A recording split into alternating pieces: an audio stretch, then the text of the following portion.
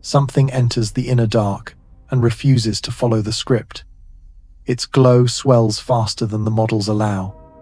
Its shroud stretches until the sun looks smaller by comparison. A pale emerald breath begins to color the night. Then a stranger thing. A plume seems to lean toward the light it should flee. The clock is moving. Mars waits ahead. The sun waits closer, and our best telescopes will soon be forced to blink. Stay with this, because the reveal will not wait for us. We begin far from comfort, where the sky is still and the numbers have not yet caught up. A visitor crosses the plane of the planets, not bound to return, carrying a speed that marks it as interstellar. The first frames look familiar. A soft head, a hint of a tail, a dim smear moving against a field of stars. Then the light curve starts to climb. Magnitude values fall, which means brightness rises, and the curve bends away from the safe forecast like a kite catching an unexpected gust. At first, the change can be waved away as scatter. Different filters, different air, different hands on different instruments. But night after night, the direction holds. The visitor is brighter than it was supposed to be. With more sunlight, the skin of the nucleus starts to breathe. Ice does not melt here. It sublimates. It leaps straight to vapor and drags dust with it. That is how a coma grows, a shell of gas and grit that reflects the sun like a faint lantern. On familiar comets, water tends to lead the process, and the shell swells at a measured pace. Here the pace feels wrong. The shell races outward and eats up distance like a tide that does not know the rules. The brightening is not gentle, it quickens. A body without much strength can lose itself in such a rush. Systems like this fragment, they shed small pieces, they cough out fresh vents. Some burn bright for a week, then sink back into the dark. The fear is not of danger to Earth. The fear is of missing what the surge is trying to say. There is no alarm about impact.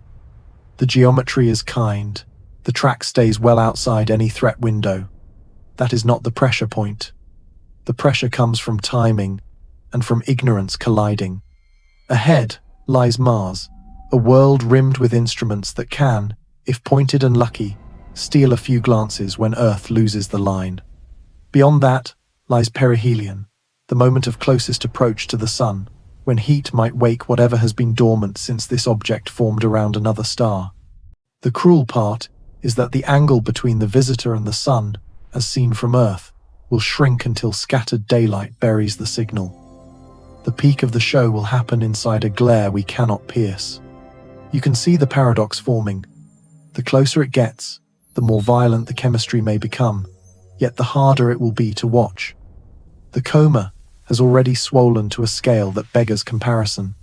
Place the sun as a coin at arm length. The haze begins to rival that disk in breadth. Within that haze, a new color stirs. Cameras start to pick out a soft green that blooms and fades with distance from the core. Diatomic carbon can do this under ultraviolet light. It drinks the radiation and lets it back out as visible green. The color is a message, simple and slippery, that the mix is changing as new stars wake or as old molecules break and recombine in the light. Then there is the plume that seems to point toward the Sunday. Tails are supposed to stream away. That is the rule drawn in every child book and every museum wall. Yet heavy grains can ignore the push of sunlight for a while, and perspective can lie, and hot vents can aim material in awkward directions. The picture is messy and alive.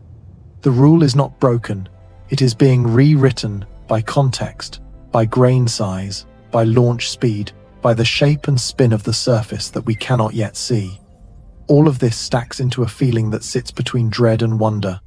We are not watching a threat, we are watching a test. Can the physics we use for homegrown comets handle a body born in a colder nursery, rich in carbon dioxide, tuned by a different star? Or do we need to draft new notes on how small bodies breathe and break when the first serious sun finds them? Before the glare takes the stage, we build the map. We draw the line to Mars. We draw the line to perihelion. We mark where our view fails and where other machines might take our place. We name what is known so far, and we pose the questions that will matter when the lights come back. The visitor refuses to behave, and that is the point. The lesson is not about danger. It is about the shape of ignorance when the universe brings a once-only sample to our doorway and gives us only hours to learn. Night after night, the plot deepens on a sheet of graph paper. A thin red line shows what should happen, a steady gain as sunlight warms a small dark body. Then the observed points arrive like sparks, each one a dot brighter than the last, each one climbing above the model with a confidence that makes statisticians wince.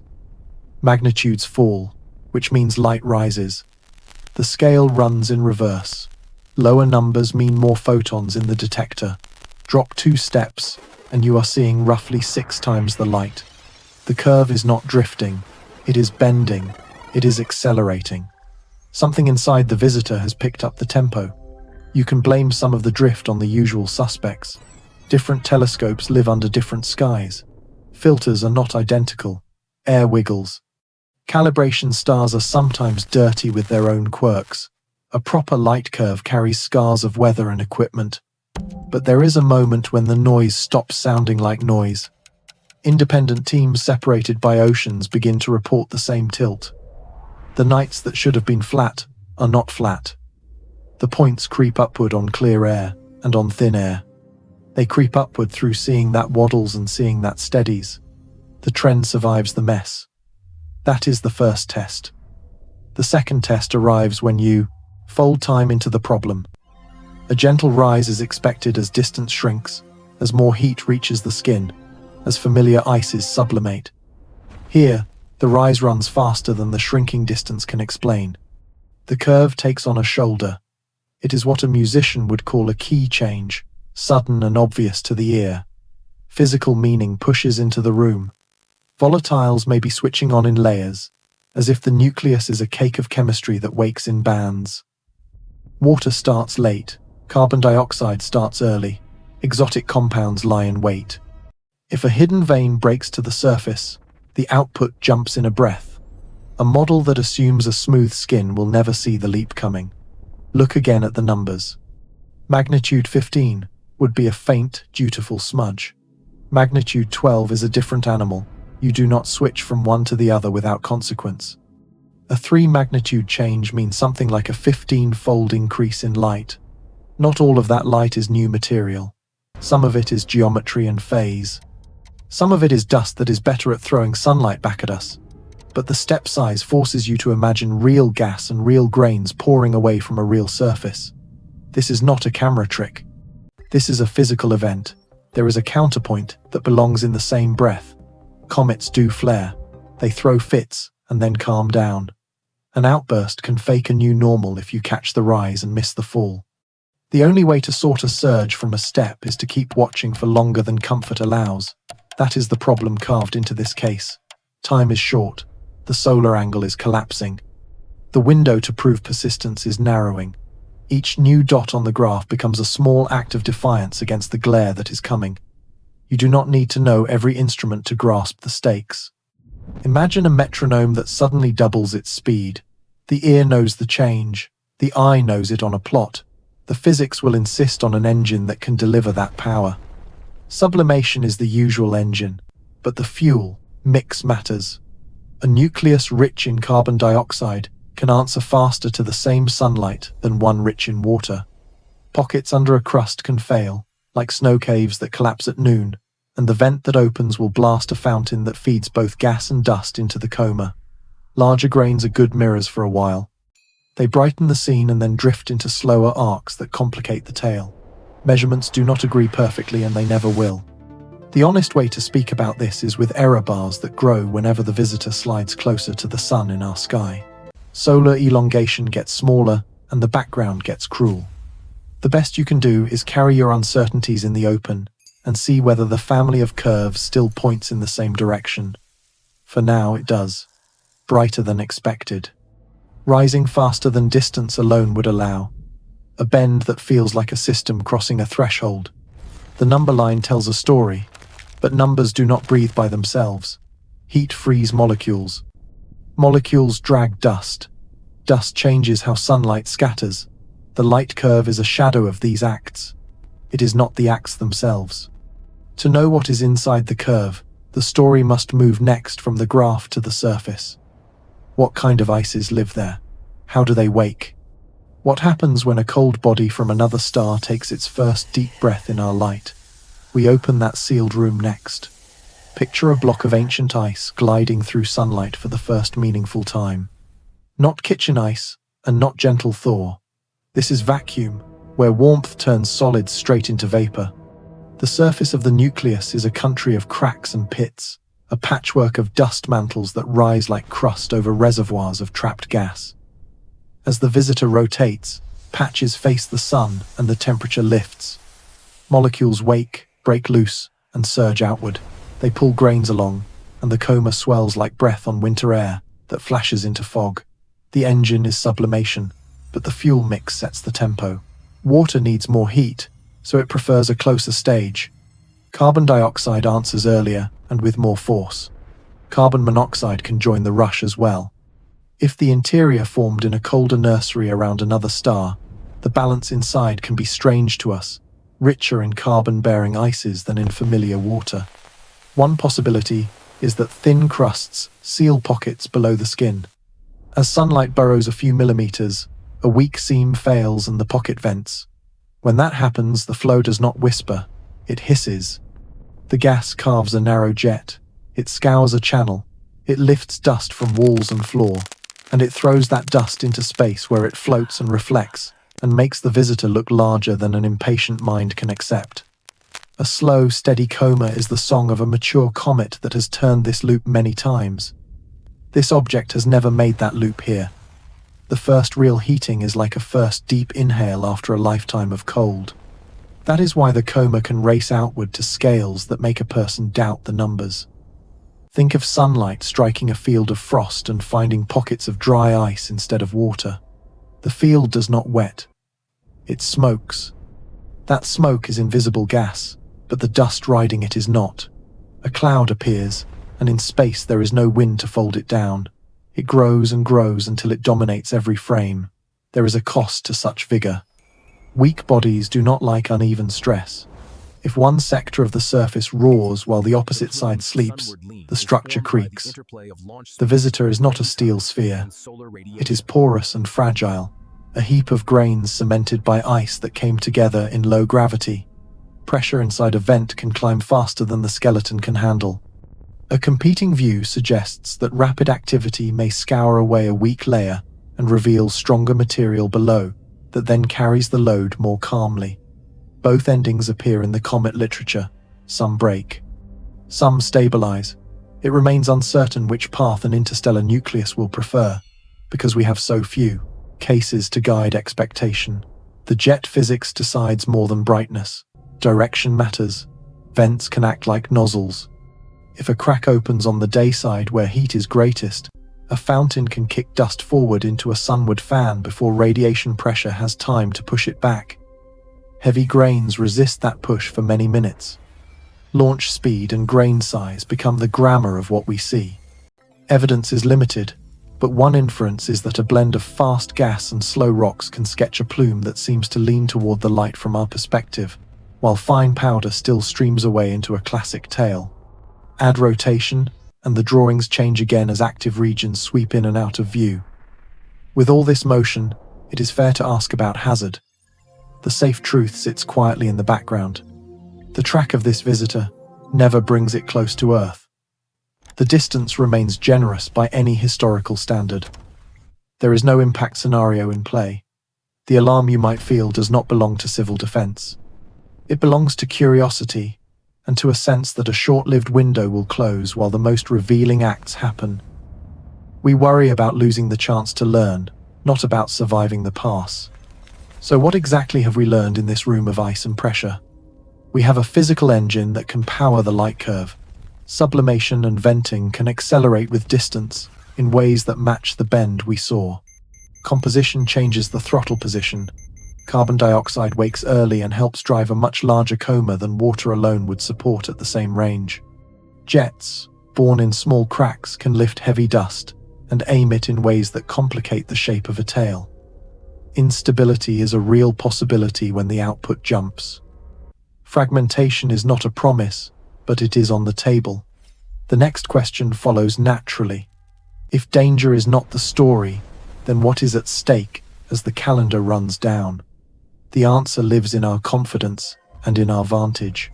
Safe by distance, this object can still threaten our certainty, because the geometry will soon hide the peak of its behavior. Before the glare arrives, we should frame what safety means and what it does not, then set the stakes for the study itself. Begin with a clean map. The orbits lie like rings on dark velvet. Earth loops in a comfortable lane. The visitor cuts across that plane on a one-time arc that never comes near. Draw the closest point of approach with a bright circle, and you still need another circle to show how far the separation remains. This is not a path that brushes our world. It is safe by a wide margin. The voice in charge of public warnings would look at this chart and relax. The alarm belongs to another group. The people who stare at light curves and gas lines feel pressure for a different reason. The risk is not impact. The risk is ignorance. Risk migrates when distance is generous.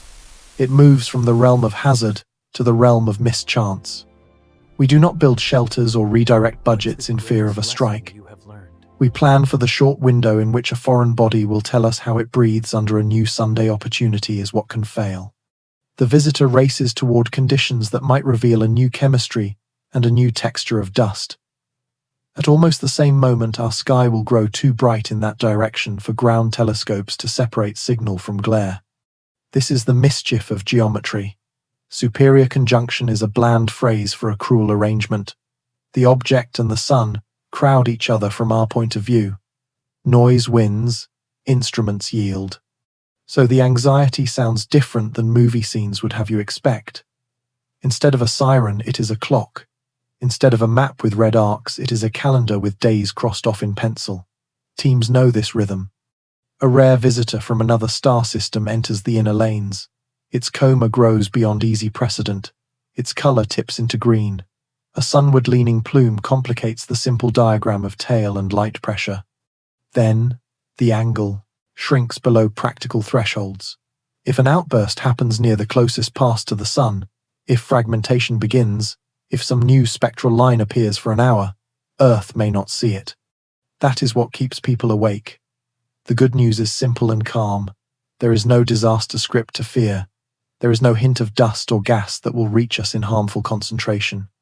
There is no gravitational scenario in which the track bends toward Earth. The safe truth allows us to tell a different story. Curiosity can take up the whole stage. The question becomes how to gather knowledge while the lights are still on. Nights that remain before the glare grows can be used to fix baselines and test models against reality. If a light spike returns on successive nights, strength grows. If color migrates across the coma, map that trend. If the sunward plume holds or changes its angle, note the rate. Every small measurement teaches a larger rule. Mars enters as a character in that plan. A world further out and off to the side can host machines that look into the glare from a different line. They do not sit under the same sky as we do. They might witness details that we miss. That hope is real, but we do not build a fantasy around it. Those spacecraft were made for other tasks. Pointing and tracking a faint target will be hard. Scheduling will limit shots. Data will take time to travel. Yet a single clean image could anchor a chain of inferences. A single spectrum could tip the balance between two natural explanations. A single frame could show whether the sunward feature is truly forward-going material or a trick of depth and angle. Confidence is a living thing in science. It grows when observations from different places tell the same story. It withers when the window closes. In this case, we must hold two truths at once. First, we are safe by distance. No room exists for fear of impact. Second, we stand near a long corridor of still unknown behavior. We need new findings to move through it. The visitor threatens our certainty rather than our bodies. It could force us to redraw simple rules about how a comet-like body should act, because this body is not shaped by our Sunday. It condenses in a colder nursery, carries a different vault of ices, and answers heat with a different grammar. Here is the orientation line that will guide the next steps. Safety is settled.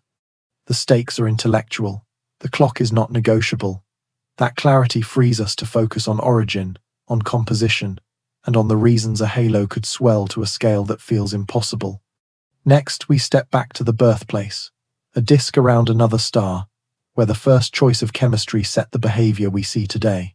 Imagine a nursery where our sun does not rise. A dimmer star glows through a veil of dust. Temperatures drop so low that carbon dioxide freezes while water lingers as vapor. In that cold workshop, grains collide and stick. Ice cements dust, and fragments grow into bodies that never feel the warmth we know.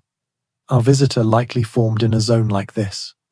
Its chemistry carries the imprint of that childhood. Rich in carbon-bearing ices, leaner in water relative to local comets, and structured by pressures and shocks from a different young star. That origin is not a flourish. It is the master key that explains why the coma wakes early, why the light climbs quickly, and why the geometry of dust looks strange against the Sunday. Interstellar status is not a mood, it is motion. The path through our system is not a closed loop. It is a hyperbola that arrives from deep space, slings past the sun, and departs forever. That shape tells us velocity and energy. The visitor carries more than enough speed to ignore capture by our star. No return ticket waits on the far side. That fact sets the tone for the whole study. We have a single pass to learn. No second season will air.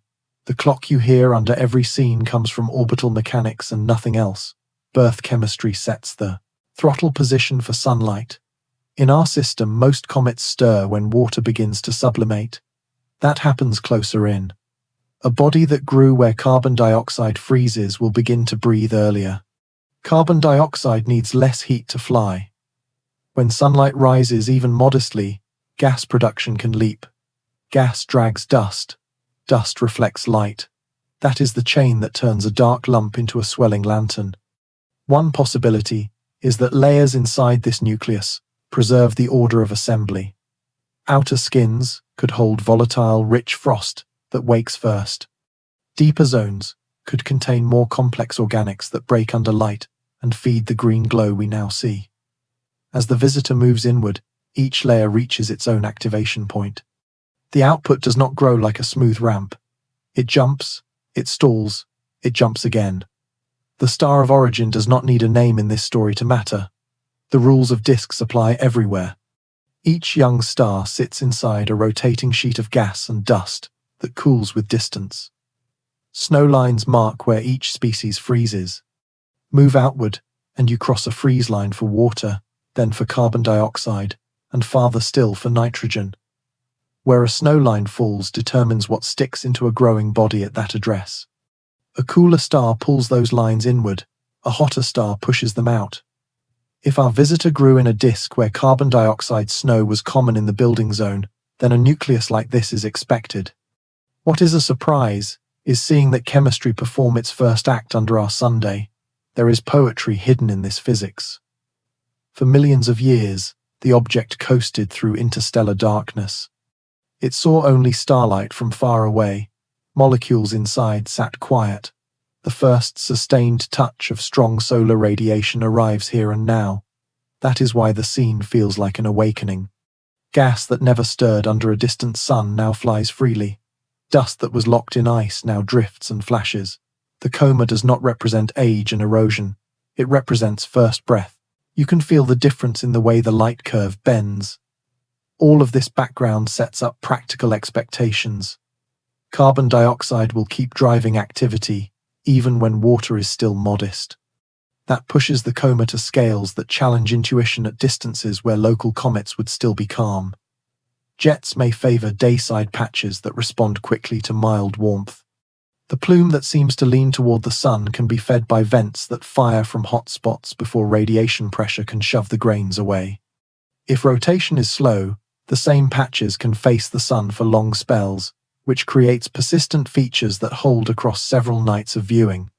If rotation is complex, the pattern can flicker, but the chemistry will keep producing material as long as light remains. Birth also governs what will happen next. The object will pass near Mars before the angle fails for Earth. The Mars geometry is not a symbolic detour, it is a scientific gift. Instruments there may catch a taste of the coma from the side, with a phase angle different enough to reveal structure that is hidden from here. After that, the visitor rushes to perihelion, a distance that is close enough to push every volatile into full song, yet still far enough that the nucleus does not face the extreme fates of sun grazers. The meeting of alien chemistry and stronger heat will decide whether the surface peels, whether fragments fly, and whether the color palette changes again. We end this step with a clear thread. Origin explains composition. Composition explains early activity. Early activity explains size, brightness, and odd direction. The next piece of the puzzle is time itself. When do the key moments occur, and how does geometry help or hurt our chance to witness them? The calendar is the next character to enter, and it does not negotiate. Put the story on a calendar, and the stakes sharpen. Time starts as a quiet line of nights with the object still low in brightness. The line bends into the sequence of windows that open and close with painful precision. Early October brings the approach to Mars, a geometry that puts the visitor within useful reach of instruments that do not share our sky. Late October brings perihelion, the moment of closest approach to the sun, and the weeks around it bring the worst viewing angles from Earth. The same heat that can pull new chemistry out of the nucleus arrives at the exact time our eyes grow blind in the glare. The drama is not invented, it is built into orbital mechanics. Start with the Mars window. The red world is not a spectator. It sits near the path, offset just enough to see the coma from a different angle. Spacecraft there were designed for Mars, yet some can look outward for brief sessions and catch a pale cloud with a thin green fringe. That view can test the shape of the sunward-leaning plume. It can check whether the heavy grain stream truly tilts forward, or only appears to do so from Earth. A single clean measurement from that vantage can anchor a chain of inferences. The phase angle is different. The sunlight hits the dust and gas differently. Structures that our line of sight blends together can separate slightly there. The chance is real, the time is short, and the target will be faint. Move to the glare. Superior conjunction is a quiet term that hides real frustration. From early to mid-October, the angular distance between the object and the sun shrinks below the thresholds, where background light overwhelms the signal. Even the largest ground-based telescopes fight the same physics as a backyard camera when the sky near the sun brightens. Scattered light in the atmosphere fills the field. Detectors pick up more day than comet. Most facilities end routine tracking once the separation drops below their own safety and quality limits. Some space telescopes have guard angles that prevent pointing near the sun for good reasons. Instruments protect themselves, and we lose our look for several weeks. Set. Perihelion, in the heart of that blind stretch. Maximum heating happens then. Gas production can spike. Jets can turn on and off in hours. Fragmentation, if it comes, can come suddenly when thermal stress breaks a seam. Those acts do not wait for us. They do not repeat next month. The object is on a one-pass trajectory, and the clock is indifferent to viewing conditions on a single planet. That is why planning turns from nightly routine to a heist-style focus. Get the last clean measurements before the sky swallows the target. Set expectations for what Mars-based snapshots could show. Prepare comparison frames and spectral templates so that the first post-conjunction images can be read in minutes, not days. There is a counterpoint to the gloom. The blind period is not a narrative hole if the audience knows why it exists and what will decide the outcome during it. Tell them plainly that peak activity is likely to occur inside the glare. Admit that we will not have a continuous record. Then point to the aftermath as a stage where traces of that activity will linger. If a new tail forms, its geometry will persist for a time. If fragments exist, they will separate and stretch along the path. If color changes, the new blend of molecules may remain detectable as the object emerges into darker skies. The reveal can arrive as a set of differences between the before and the after. The calendar also teaches patience. There is a human impulse to demand a nightly headline. This object resists that rhythm. It invites a different pacing. Watch the trend that carried us from the first faint smear to the swelling halo. except that silence might follow at the very moment when noise would be most welcome.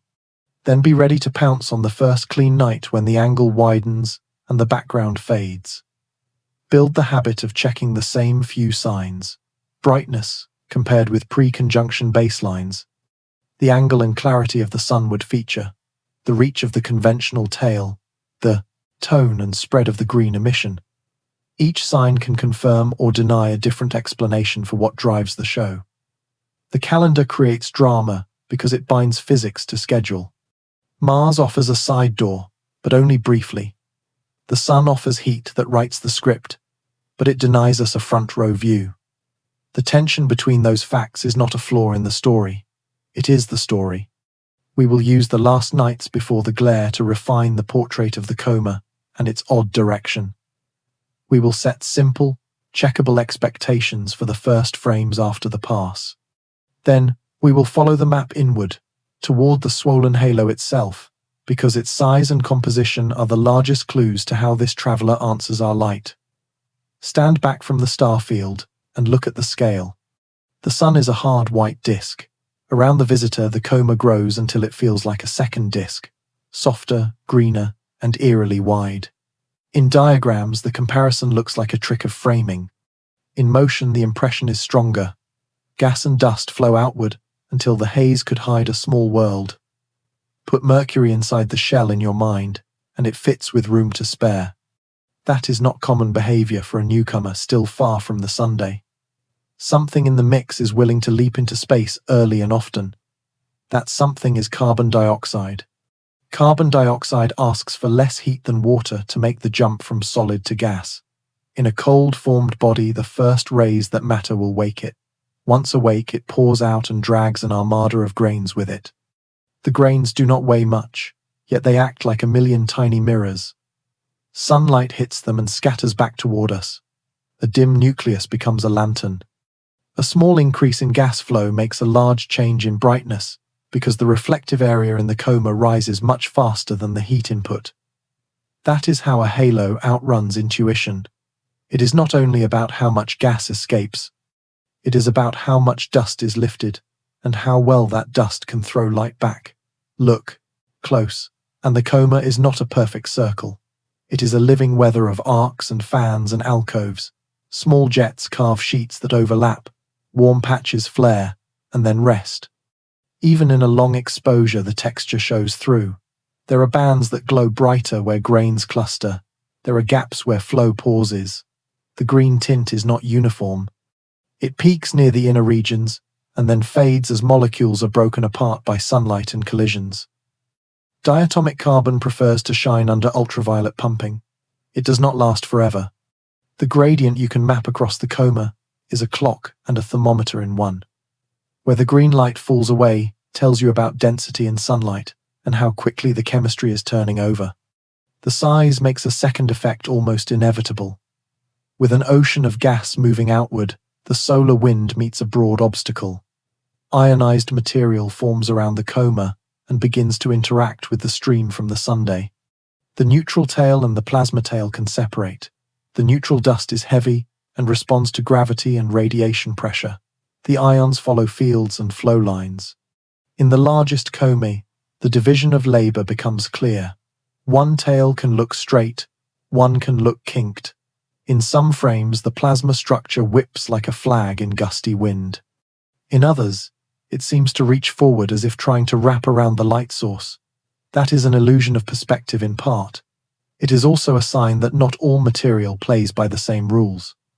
A competing view suggests that the coma scale could come from a brief overperformance rather than a steady state.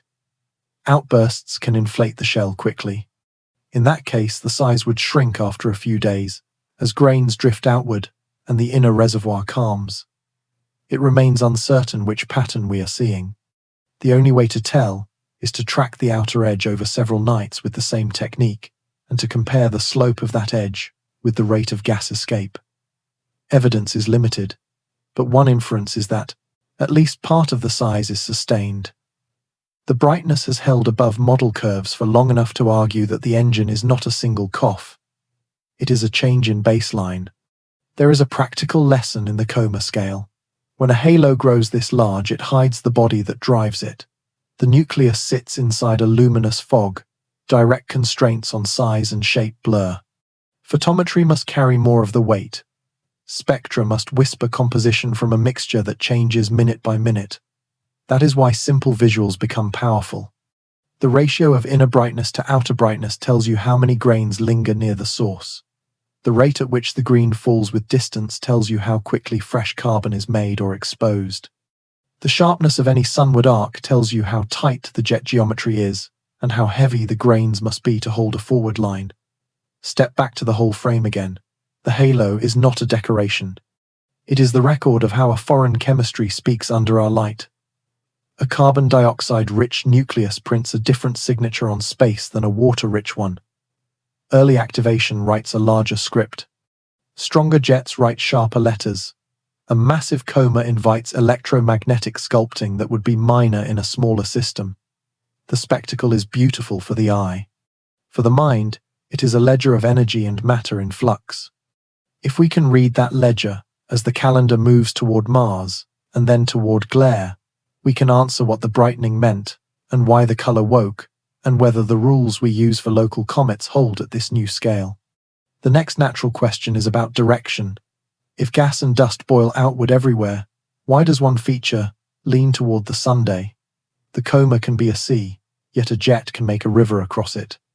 To understand that river, we have to lay out the simple rule that tails point away from light, and then show why that rule bends when grains are heavy, when vents are hot, and when geometry tricks the eye. That is where we go. Next, start with the classroom rule. Comet tails point away from the Sunday, solar light pushes, solar wind steers, and dust streams backward like smoke in a breeze. Then the image arrives with a quiet insult to that rule. A bright fan seems to lean toward the light. This is the moment when intuition fails and geometry walks in. Not every grain is equal. Not every line in a picture is what it seems from our angle. A comet can follow the rule and still look like it is breaking it. Think about dust as a crowd with sizes that range from mist to pebbles. The finest specks have little mass and a large surface area. Sunlight grabs them quickly and sends them flying outward. They paint the classic tail that stretches away from the star. The heaviest grains behave like stubborn tourists with heavy luggage. Radiation pressure tugs, but slowly. If a vent fires those grains in a direction that leans toward the sun, they will hold that heading for a while before the push of light bends their paths. At the same time, the nucleus turns, which can refresh that stream over the same arc. Seen from Earth, that forward stream can outline a sunward-leaning shape inside a larger coma that still obeys the general rule. Now turn the camera around in your mind. Our line of sight is not always kind. A thin sheet of dust can lie nearly flat in the plane of the comet orbit. If Earth crosses that plane, the sheet can sharpen into a bright spike that appears to point toward the sun, even though the grains are simply arranged like a page held edge on. A small shift in viewpoint can pull the same structure back into a normal-looking sweep. This is why a second vantage can be priceless. A view from near Mars, even a brief one, would either reinforce the illusion explanation or force us to accept a more directional jet fed by a hot patch on the day side. Vents matter here because comets do not evaporate evenly. Heat does not soak a nucleus the way it warms a kettle. It strikes faces and cracks, then bounces. A mouth on the day side can run hotter than a neighboring field. Gas leaves first from that mouth. If the opening tilts toward the sun, the first meters of the dust path will tilt too. Heavy grains launched from that mouth can trace a forward-leaning plume, even as the lighter dust moves outward in the classic tail. The mix of sizes controls the drawing. A visitor rich in early gas production can lift more large grains and keep the forward accent visible for longer. That is one reason this case looks so confident in the sunward direction. The engine has been strong. One possibility is that the green glow we see across the inner coma also helps trick the eye. Regions with more carbon-bearing molecules will shine more strongly under ultraviolet light, and the brightest patch may sit above the very vents that are active. Bright gas nested over dense dust reads as a feature that has weight and aim, even if some of that glow belongs to molecules that float and do not remember which way they were launched. The color does not drive the direction, but it can highlight the very place where direction is born. That is why the next section will lean into color. Chemistry is a map of motion here. A competing view suggests that electromagnetic effects can add a small nudge where heavy dust alone cannot. Gas in the coma can become ionized, and dust can acquire charge. The solar wind drapes magnetic fields across that charged mix. Under the right conditions, that web can help guide grains along lines that are not purely radial from the sunday. Evidence is limited, but one inference is that such effects grow with coma size and density. They are not required to explain a sunward feature, but they can sharpen one if other conditions are in place. It remains uncertain which share of the shape belongs to heavy grains, which belongs to viewing geometry, and which belongs to vents. The answer likely shifts with time. Early in the inward leg, heavy grains and projection may dominate. Near peak heating, vents may roar hard enough to front-load the plume. After the pass, radiation pressure will have bent many paths, and the feature may fade or change angle. The reliable test is simple, even if hard to obtain. Images from different angles and different nights will either hold the forward accent or let it dissolve into the standard tail. For now, we hold the rule and the exception in the same frame. The tail still points away. A local plume can lean forward. A flat sheet in the orbital plane can impersonate a spear. Vents sketch lines that sunlight later erases. The eye can be fooled, but the physics is patient. If we measure carefully across time and angle, the map of forces will reveal itself. The green glow that rides the inner coma is our next guide. It hints at the chemistry that lights the fan and at the depths of the nucleus that have finally woken. At first, the visitor is a faint charcoal smudge. Then, a tint steals across the haze like aurora trapped inside glass. The green is not a painter's green. It is the color of a specific trick that sunlight plays on molecules. Ultraviolet light lifts electrons to higher seats. When those electrons fall back, they release light at precise wavelengths. In comets, the most famous of these signals comes from diatomic carbon. Two carbon atoms bonded together can glow near the green that cameras love to exaggerate and the eye struggles to see. If the inner coma is rich in that molecule, or in parents that break to produce it, the scene acquires an emerald pulse that seems to breathe. That is the simple story, and it is mostly true. The fuller story is a map of uncertainty. Early spectra of this visitor leaned hard toward carbon dioxide and showed only a modest budget for familiar carbon-bearing fragments beyond that. If carbon dioxide rules the gas, where does the glowing diatomic carbon come from? One possibility is that reservoirs buried under colder skins do not wake until the object crosses an invisible temperature line. As soon as sunlight and collisions raise local energy just enough, carbon-bearing compounds begin to feed the inner coma with the right fragments, and the green grows quickly. A competing view suggests that the coma itself is a factory. Solar photons and particle impacts can break carbon dioxide and carbon monoxide in stages. The pieces collide, recombine, and create the very molecules that light the scene. It remains uncertain which route dominates, and the answer may shift with time and distance. Color is not uniform across the haze, and that patchwork carries clues. The green often peaks near the core, where density is higher and where fresh gas has not yet been bleached by radiation. It fades with radius as molecules are broken and as the gas thins. Sometimes the green is stronger in a fan that lines up with a bright dust feature. That pairing can fool the eye into thinking the color is a property of dust. In truth, the brightness of the grains and the brightness of the gas simply ride the same jet. Evidence is limited, but one inference is that when a vent opens, it feeds both the reflective particles and the glowing molecules along the same corridor. The camera writes that corridor in green and white at once. There is a caution in every color frame. Processing choices matter. Different filters, different balances, and different stretches can shift tones. The human eye is not very sensitive to green at low light levels. Cameras are better, but they can lie when stretched too far. The honest way to use color is to keep it as a signpost and to test it against spectra. When a filter that isolates the expected green band rises above its neighbors, The signal is real. When it does not, we are looking at a grading choice more than a chemical truth. That is why patient observers run the same recipe night after night. Trends mean more than single frames. The green glow arrives at a useful moment in the story of direction. Diatomic carbon does not feel radiation pressure the way dust grains do. It floats where gas dynamics carry it. When a green tongue appears to point toward the sun, think of it as a lantern hung above the path of a jet. It marks the stream rather than steering it. If the green extends asymmetrically into the forward-leaning plume, that tells us the vent is still active and feeding both gas and grains in that lane. If the green wraps around the nucleus in a soft ring with no strong lobe, that says the flow is more even, and the forward accent may be an illusion of heavy dust and angle. Both images have been seen in other comets, and may swap places here as the heating changes through the month. One possibility is that the color will deepen near perihelion as more parents contribute to the chemistry. A minority view holds that the green could fade if the inner reservoir is exhausted quickly by early outbursts. It remains uncertain whether the dominant driver will be production or destruction during the weeks when Earth is blind. The first clean spectra after the pass will decide that contest quickly.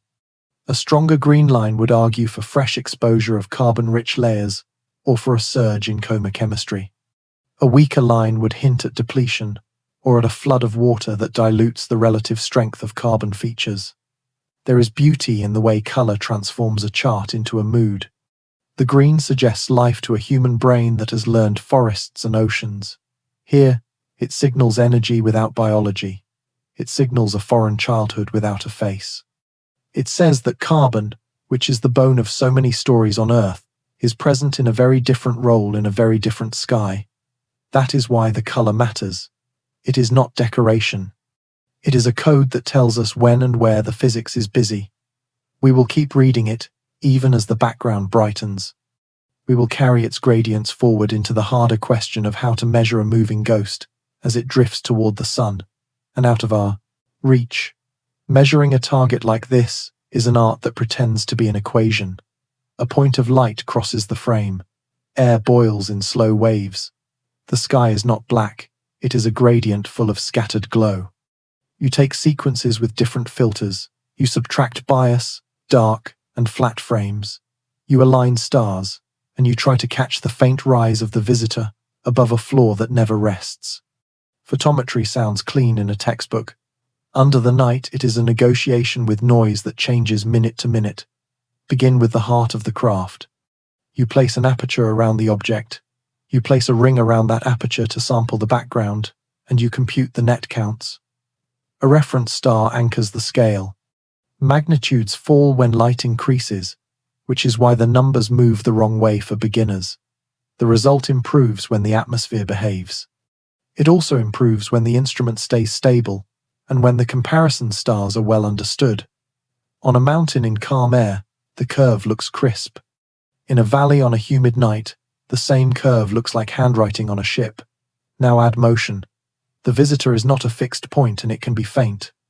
You must track at comet rates, or you must accept a smear in each exposure. Either choice steals something. Track the object, and the stars blur, which complicates the local background. Track the stars and the object blurs, which dilutes the light you are trying to count. Long exposures make the blurs worse. Short exposures raise read noise and flatten the dynamic range. There is no perfect setting. There is only a choice that fits the night and the lens, and the angle to the Sunday solar elongation is the brute fact that decides when the negotiation ends. As the angle between the object and the sun shrinks, the sky near that line fills with scattered light. Even the largest telescopes share that problem because the glow is in the air, not in the instrument. Below a certain separation, the background is so bright that the small increase from the comet is eaten as soon as it arrives. Experienced teams define their own limits. Some stop when the elongation drops below a conservative threshold. Others push closer and accept larger errors. Space observatories have their own limits, usually enforced by software that protects optics from stray sunlight. The effect is the same. The window closes before the physics does. Error bars are not a confession of failure. They are the only honest way to carry light from one night to the next. A series of measurements, each with visible uncertainty, can still tell a clear story. When the family of points keeps rising across multiple instruments and multiple skies, the trend is real, even if the exact step size will be debated. When the scatter increases near the sun, and then shrinks after the object moves away from the glare, the recovery also tells a story. If a model curve cannot bend enough to catch the data before conjunction and after, then the model, not the data, is what must change.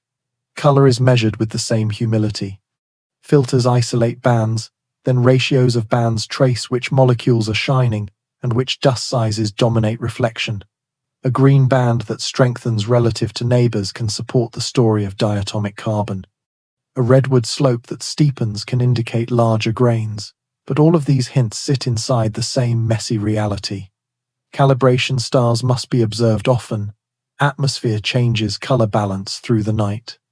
A single image that glows beautifully may not survive as evidence until the same filter and the same settings are repeated on another night. There is a counterpoint that keeps hope alive.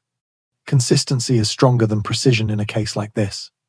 If the same small telescope, with the same filter and the same recipe shows a steady rise across a fortnight, that run can be more persuasive than scattered reports from an armada of instruments. If a handful of observers in different countries using similar gear that report the same bend at the same time, the argument improves again. The network effect replaces a single perfect camera with a chorus of good ones.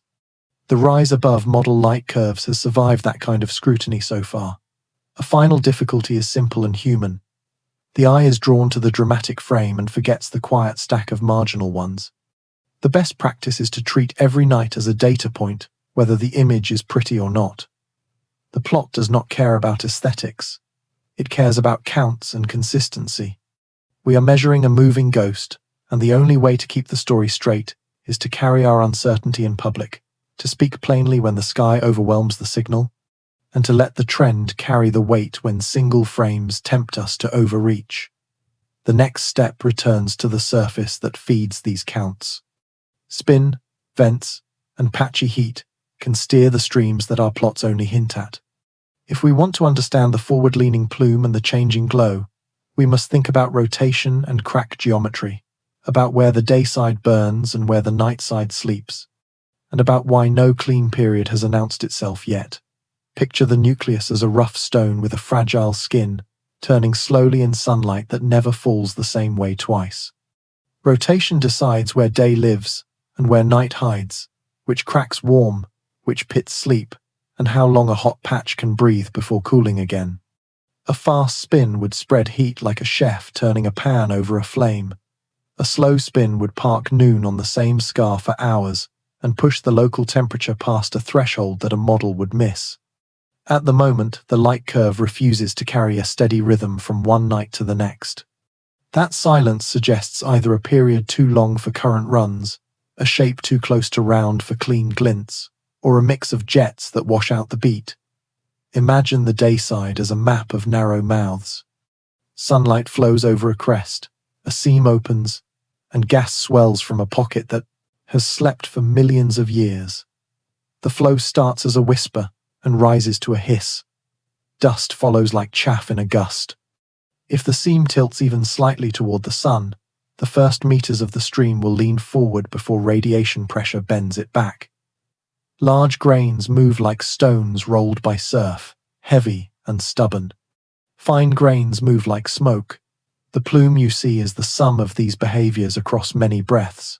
A vent that lives near the equator will draw a different arc than a vent that lives near a pole. A vent that wakes each noon will write a different pattern than a vent that wakes only when a crack finally fails. Now turn off the sun in your mind and let the surface drift into night. Cooling is not gentle here. There is no air to hold heat. Energy leaves by radiation and by the flight of gas. Thermal stress grows at the border between day and night. Old frost contracts as fast as warm dust relaxes. Hairline fractures creep across the skin and connect older weaknesses into fresh pathways. When sunlight returns, those pathways amplify the next pulse. The surface is not a smooth plate. It is a living fault map. That is why activity can flare and calm on timescales that feel human. The visitor is a machine that resets itself every turn. The missing rotation period is not a failure of observation alone. Heavy coma and forward scattering can mask the small brightness modulations that a clean asteroid would show. Jets also cheat the clock. A single strong vent can keep a side bright, even when the nucleus turns that side away, because the dust it released remains near the core for a while before drifting outward. The result is a light curve that blends shape effects and engine effects into one shifting line. To separate them, you need patience and geometry. Patience to watch across many nights. Geometry to catch the same face under the same phase angle so that a change belongs to physics, not to angle. There is a second actor in this play. Heat does not only lift gas, it can move dust across the surface before it ever leaves the body. Frost creeps beneath a thin layer of darker grains. Midday bakes away the cement, the darker cap collapses, and a patch freshens into a bright vent. That kind of resurfacing can explain why a plume persists over days. The source is being refreshed by small falls and slides. A competing view holds that deep pockets are doing the work. In this view, the crust is thicker, and the vents tap chambers that have been building pressure. When a fracture connects a chamber to space, the flow rises to a plateau and holds. It remains uncertain which architecture fits the visitor. Both have been seen in other small bodies with fierce outputs. Spin also guides the chemistry we taste in the light. A slow-turning day side will cook its gases harder and longer than a fast-turning day side. Molecules that shine green may form more readily under those longer baths, then fade on the night side where collisions thin and ultraviolet light reaches fewer partners. If the rotation is complex, perhaps a tumble rather than a simple roll, the heating pattern becomes even more uneven. You could see the green tongue move from one quadrant of the coma to another without any change in bulk production, simply because the hot patches change address in the sky. There is a limit to the violence that a body can accept before it changes identity. If vent thrust and thermal stress begin to exceed the weak gravity that holds rubble together, torque can alter the spin state. A tiny change in period can move noon to a new longitude. That shift can shut down one jet and open another. Fragmentation is the far end of that spectrum. A slab lifts and never finds its seat again. Pieces drift a few kilometers apart, and light curves split into twins. One possibility is that the visitor will flirt with this threshold near perihelion, then settle as heat falls. Another possibility is that it crosses the line and writes a new map of bodies along the path. For now, the simple picture holds. Rotation sculpts where and how gas escapes. Vents sketch strokes of dust that mimic arrows, some backward, some briefly forward. Heavy grains keep their intentions for longer. Fine grains surrender to radiation pressure quickly. The coma is the blur of all of it. If the period stays hidden through the glare, the first task after the pass will be to search again for a rhythm in the light and for repeating shapes in the inner haze. That rhythm, even if faint, will tell us whether this is a single engine that turns and puffs, or a crowd of engines that sing without a conductor. Either answer will send us to the next question, which is how fields and ions might help or hinder the shapes we see when the gas becomes a plasma, and the wind from the sun begins to write in lines we cannot see. Imagine the coma as a fog that can learn to hold a shape. At first, it is only gas and dust moving under gravity and sunlight. Then ultraviolet light begins to peel electrons from molecules. The gas becomes a plasma, a population of charged particles that answer to fields as eagerly as they answer to mass. Dust grains touch this glow and pick up charges of their own. Some become positive. Some become negative. Many flip sign as sunlight and collisions trade electrons back and forth. Once enough of the coma is charged, invisible hands begin to guide it. The solar wind carries a magnetic field that drapes across the expanding cloud. Lines of force thread the haze, and the haze answers. A neutral tail loves simple rules. It flows away from the sun because radiation pressure is steady and patient. A plasma ignores that patience when a stronger path is offered. Ions spiral along field lines. They bunch where fields pinch. They leave edges bright where currents shear. Cameras cannot see the field itself. Cameras can see the pattern that the field writes onto the charged gas. A straight ribbon can become a rippled flag in an hour if the wind of changes. A smooth fan can split into strands that twine for a time and then dissolve. A sudden kink can race down the plasma tail faster than dust could ever fly. These are the signatures of fields at work. They are not certain in every scene. They arrive and depart as the coma grows dense enough to answer, and as the wind decides to push or to fold. Dust behaves like a chorus with slow voices and fast voices. The smallest grains couple weakly to magnetic fields, but very strongly to light. They race away under radiation pressure and write the familiar pale sweep. The heaviest grains couple weakly to both. They keep the intention of their launch for minutes, and sometimes for hours. In between lives, a population that can start to feel the field, not as a leash, but as a soft nudge that bends a path here and there. One possibility is that this middle crowd helps etch the sunward-leaning accent when vents are strong. The field is not drawing a spear toward the Sunday. The field is holding a corridor open long enough for repeated jets to stack a forward glow inside the larger haze. Evidence is limited, but one inference is that such shaping grows with coma size and with ion production, which both rise as the object moves inward. Plasma brings another actor to the stage. When ions and electrons move together and then separate, electric currents appear. Currents inside a dusty cloud can create their own magnetic fields. Those fields can in turn alter the currents that birthed them. In a large coma, this feedback can produce fine structure far from the nucleus. Filaments can appear like threads pulled across the light. Sheets can fold like silk under a fan. The physics is not exotic. It is the same dance that shapes auroras and solar flares, written with colder ink. We simply do not watch it often in a cloud, this young and this large, because few visitors provide the canvas. There is a sobering limit to what these invisible hands can do.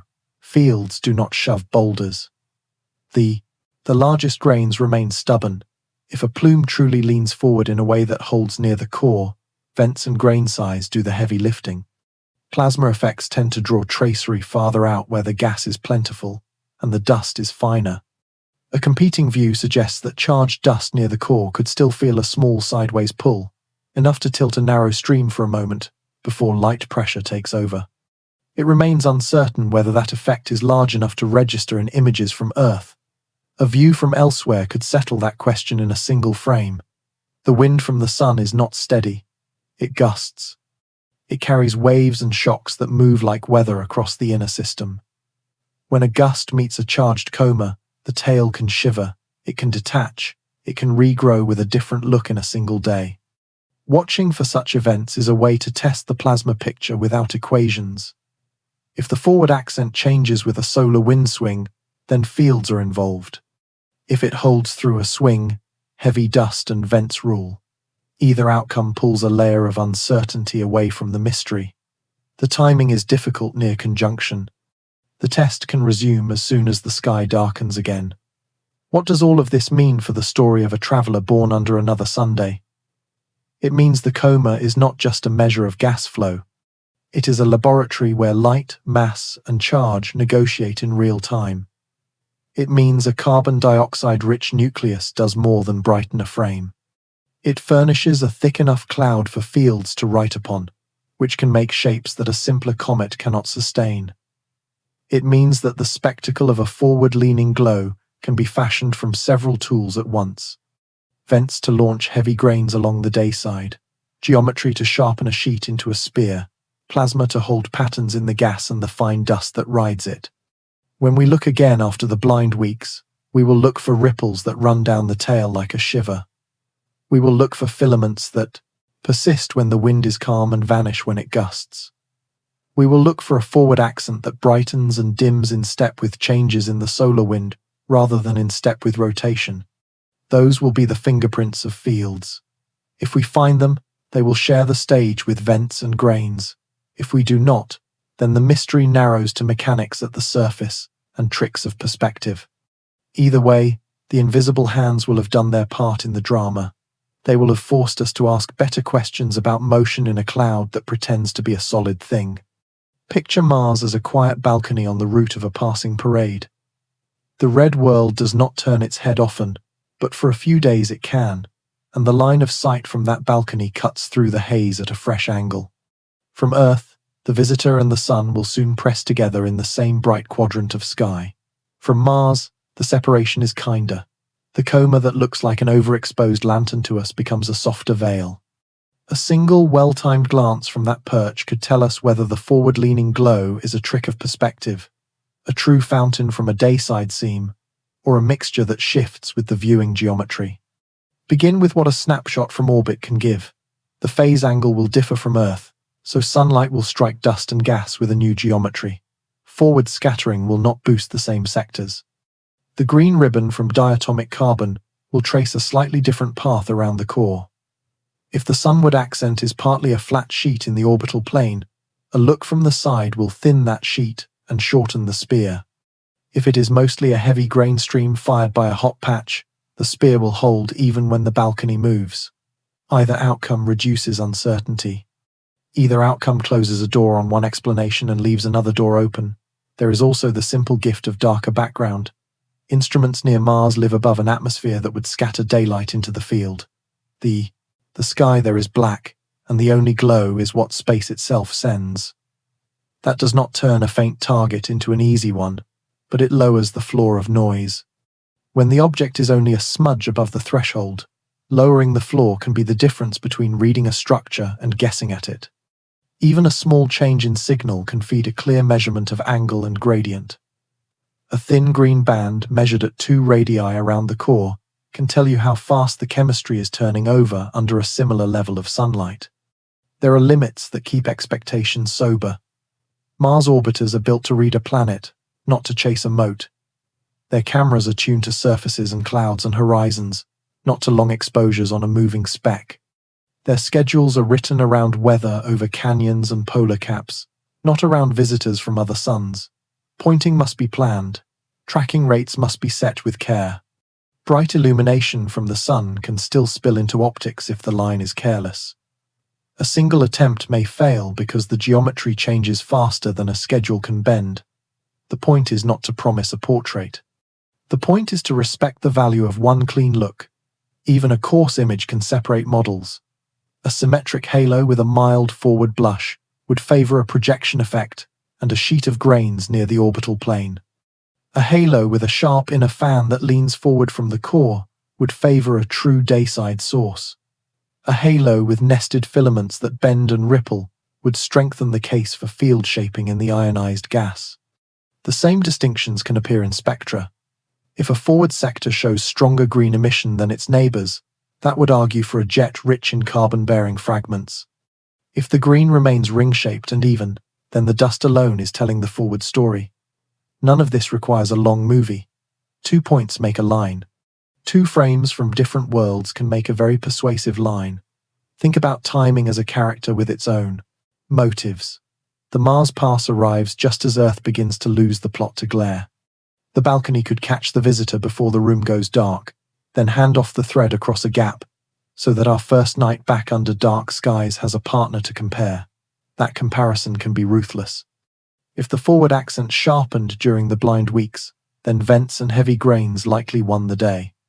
If the accent softened while the general tail grew, then radiation pressure and phase geometry likely stretched the familiar rule back over the scene.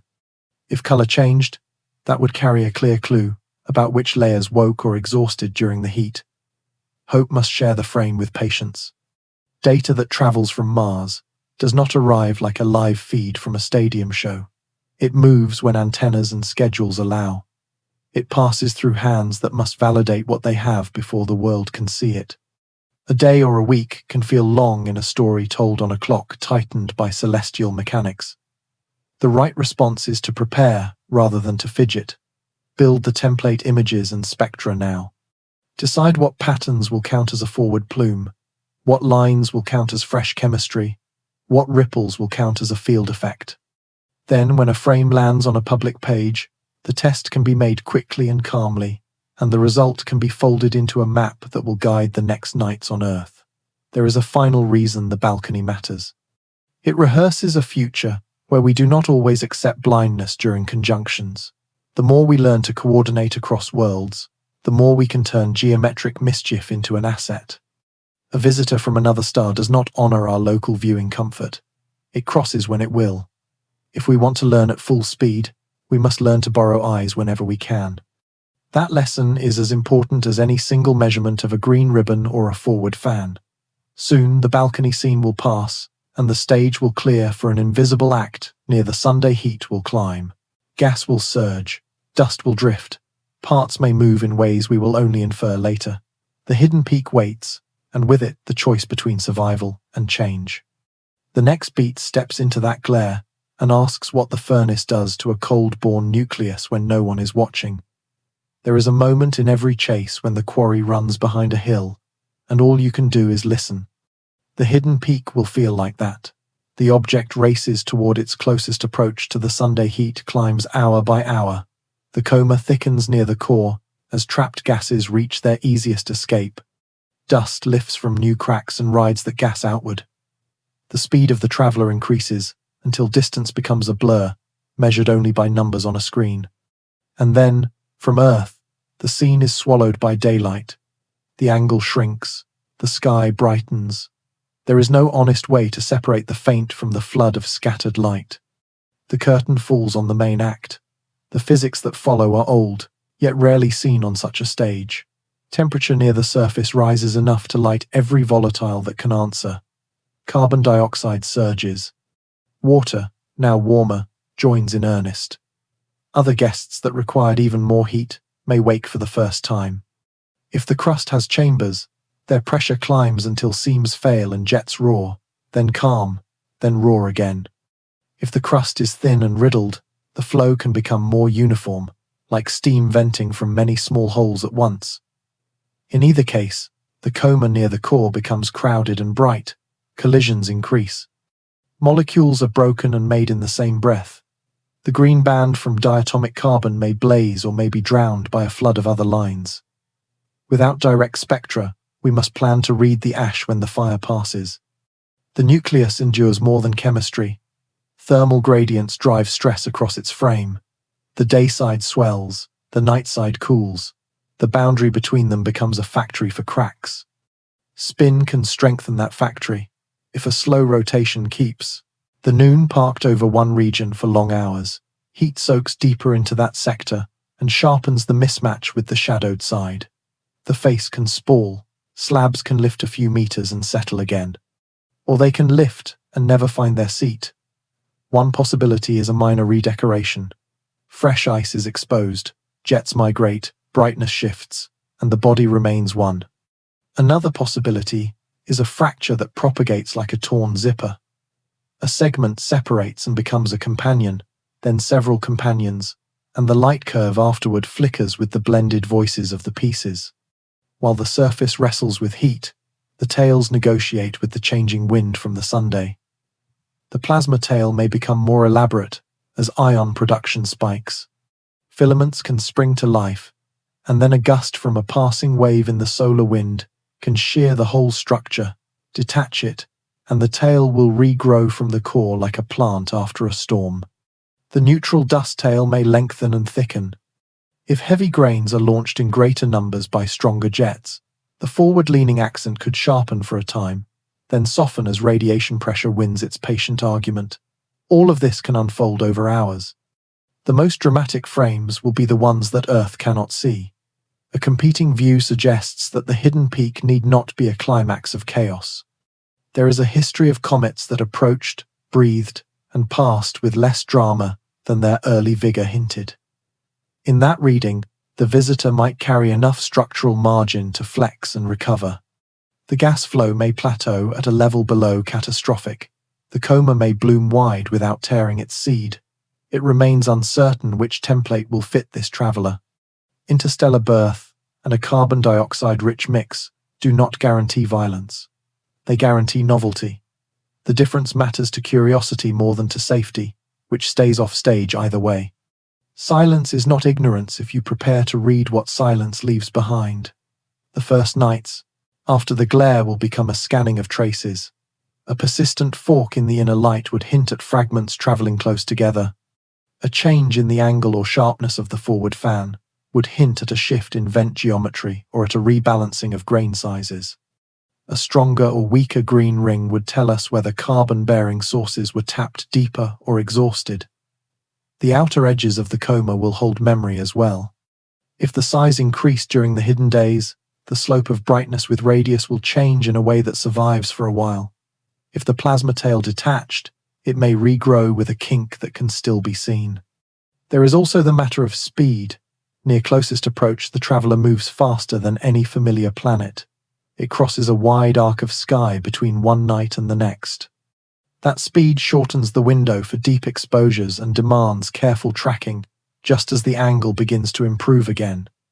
The first successful images will likely be short, sharp, and few. That is enough.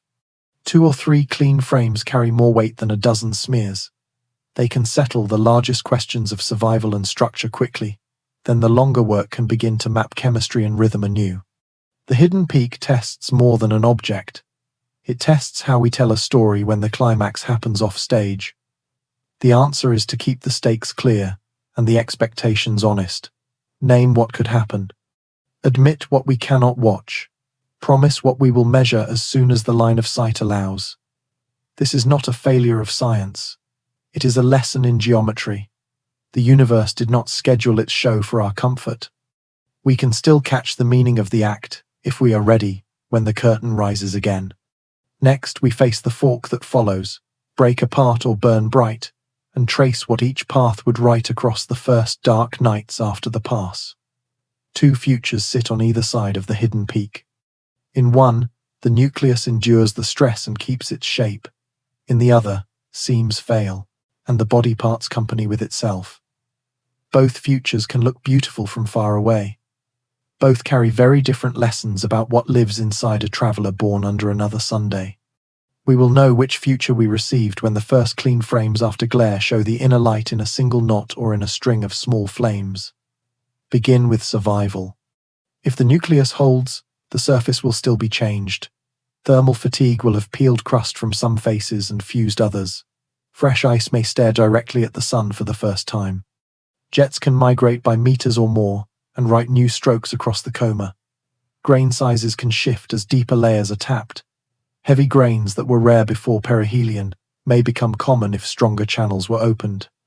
The forward-leaning accent could sharpen for a few nights while those heavy grains hold direction, then soften as radiation pressure bends the paths outward.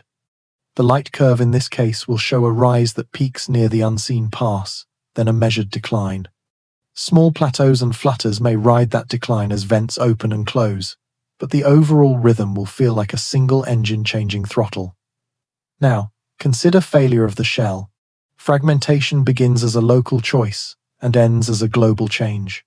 A slab detaches, a lobe cracks, or a ridge unzips.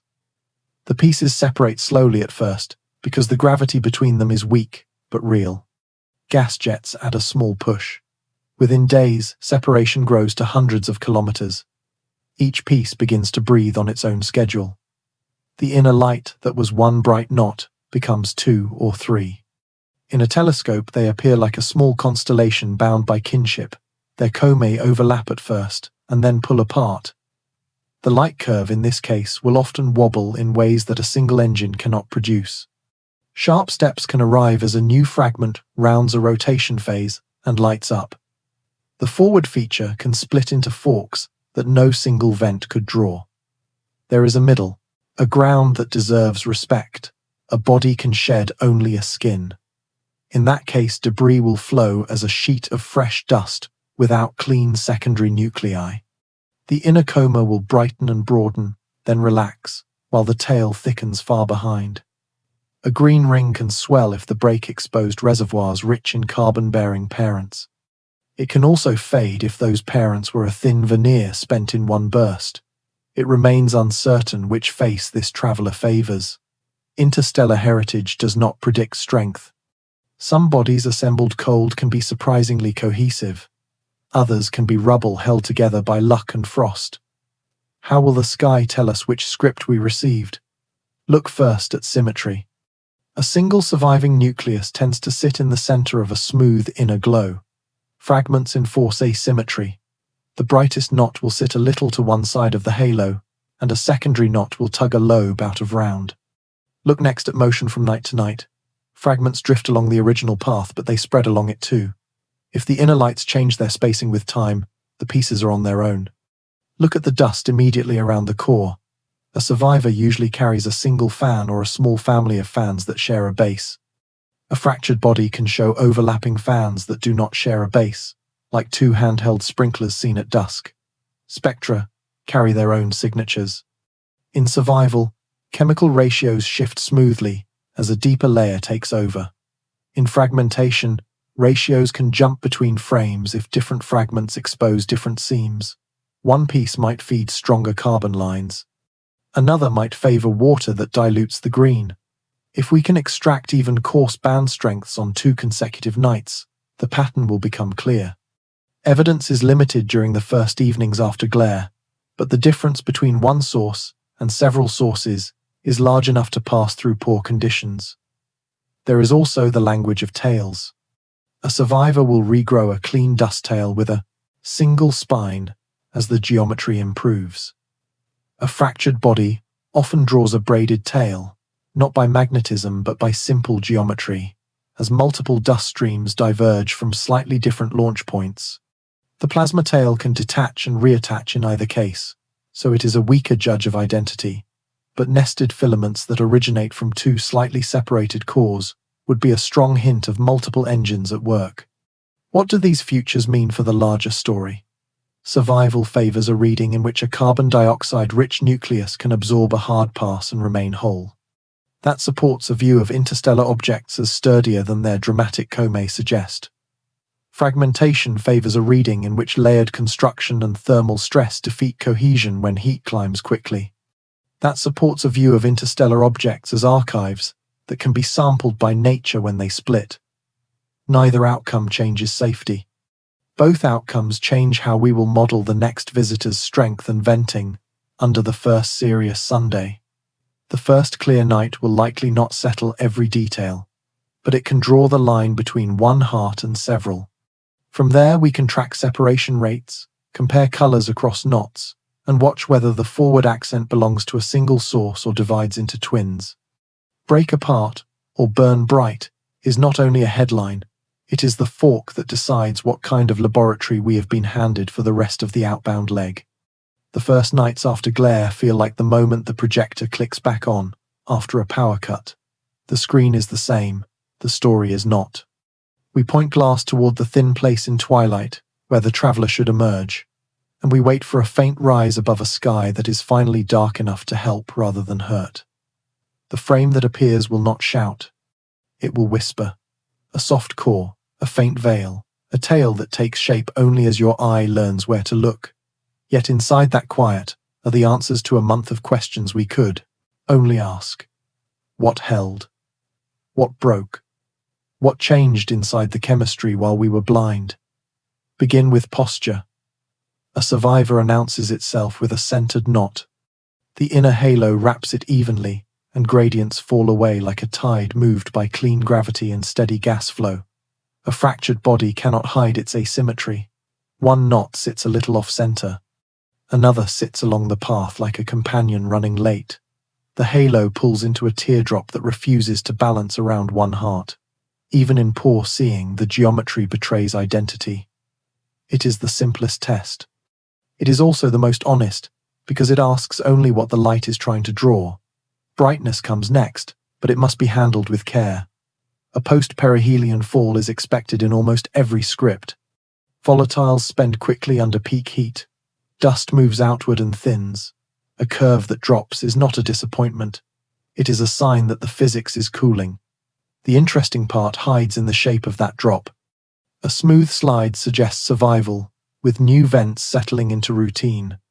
A step followed by a plateau suggests a fragment that turned its face and found a fresh seam, or a companion that took up its own song. Short flutters in between can mark jets that pulse as rotation brings them in and out of sunlight at new angles. Color is a blunt tool used with discipline, and this is its best stage. If a green ring strengthens relative to its pre-conjunction levels, then either deeper carbon-bearing layers were opened, or the coma chemistry is now more efficient at making the glowing fragments. If the ring fades while the dust tail brightens, then water and heavier grains may now dominate the light budget. The ratios between a green band and its neighbors settle that argument better than any single pretty photograph. Watch the green line over 2 or 3 nights if you can. A steady trend beats a single spike. Structure tells the rest of the tale. The forward-leaning accent has 2 fates. It can return sharper for a few nights, as heavy grains launched during peak heat remain near the core and preserve their first direction. It can also mellow into a normal sweep as radiation pressure finally bends those paths outward. If the accent splits into twins, each tied to a different bright knot, then fragmentation has written its signature in dust. If the accent vanishes while the neutral tail grows long and pale, then vents have shifted to places that launch finer grains, or the dayside geometry now favors backward flow. Look far from the core as well. The outer coma carries memory like a shoreline carries marks from a storm that passed. A steeper fall with distance can mean a smaller engine than before the pass. A shallower fall can mean that the engine surged during the blind days and left a reservoir of grains that still drift outward. A detached kink in the plasma tail that appears to sit behind the head is the calling card of a solar wind event that happened while we could not watch. A regrown tail clean from the core means the wind has calmed and the ions have found their quiet paths again. There is a human piece to this audit that matters more than technique. The first images after conjunction carry emotion. They invite us to overclaim, resist that pull. Speak in pairs, one sign that supports survival, one sign that hints at change. Admit what a given frame cannot show. Invite the next night to finish the sentence. Precision returns with repetition. Confidence returns when different eyes report the same shapes under similar filters and similar settings. A chorus of modest reports is better than one trumpet solo that reaches too far. Once the basics settle, we can fold this traveler into the small family that came before it. That comparison is not a scoreboard. It is a way to find which behaviors are unique to a carbon dioxide-rich nucleus born under another star, and which belong to the shared physics of small bodies in sunlight. The first 2 interstellar visitors wrote their own surprises into the record. One refused to grow a coma, yet drifted under a force we still debate. One glowed like a classic comet, yet carried chemistry that did not fit our local norms. Our present traveler took a different path. A swelling halo, a green heart, a hint of a forward spear. The next part walks them side by side and asks what that trio says about how the galaxy makes small things that carry big stories. Line up, the only 3 visitors we know for certain came from beyond our Sunday. The first slipped through like a splinter, no visible coma, a brightness that flickered with shape, and a motion that hinted at a gentle shove that gravity alone could not explain. The second arrived as a more familiar sight, a living coma and a tail, yet its chemical recipe leaned heavily on gases, not usually dominant in our local comets. Our present traveler enters as a third personality. It carries a swollen halo far from the sun, a green heart that waxes and wanes, and a forward-leaning accent that tests the rulebook. 3 points do not draw a full map, but they already sketch a truth. Interstellar small bodies do not obey a single template. They bring their own weather. Begin with the first case because it set the tone for surprise.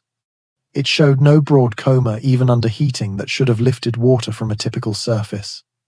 That absence forced ideas to stretch. Perhaps it was coated in refractory materials. Perhaps its venting was too faint to catch, yet strong enough to nudge the path. Perhaps geometry hid the subtle signs of gas. The lesson was humility. A traveler from elsewhere can carry surfaces and structures that our surveys had not catalogued before. The second case restored a certain comfort by displaying a classic coma, but even that comfort was conditional. Spectra revealed a volatile balance that did not match our usual mix. It taught that a comet can look familiar while speaking an unfamiliar chemical language. Now stand our current visitor beside those 2. The contrast is sharp. We do not argue about the coma here. It dominates the field. The green band pulses where diatomic carbon lives. The size reaches toward comparisons that feel theatrical. A shell broad enough to make the sun seem small by eye. The behavior stacks anomalies rather than centering on one. Composition trends away from water leadership. Brightness climbs faster than the distance law would expect. A plume leans toward the light in defiance of a classroom sketch, then settles back into the rules when grain mass and perspective are accounted for. The combination pushes us to widen every model we use. The family of interstellar objects is not a single clan. It is a festival of cousins. There is a thread that unites the three despite their differences. Each forced a revision in how we infer interior structure from surface behavior. The first asked whether outgassing can be so subtle that it hides behind the sensitivity of our instruments while still altering motion. The second asked whether a cold nursery can load a nucleus with gases that dominate early, changing the pace of the coma. The third asks whether a carbon dioxide-rich mix can inflate a halo to planetary scale, far from the sun, and whether jets and heavy grains can write a forward accent that lasts. In each case, the known is a backbone of orbits and photometry, and the unknown is the muscle that moves those bones. What do these contrasts imply about where and how such bodies form? One possibility is that ejection from young systems samples many radii within their disks. Some fragments leave from regions where water ice is scarce, but carbon-bearing ices are abundant. Others leave from zones where surface processing bakes away volatiles and leaves crusts that delay outgassing. A competing view suggests that travel time through interstellar space modifies surfaces in different ways. Cosmic rays toughen crusts, micrometeoroid hits seed cracks. The first major heating then reveals a diversity created as much by the journey as by the birthplace. It remains uncertain which factor carries more weight, birth address, or road weather. The answer will require many more points than 3. Still, 3 is enough to change practice.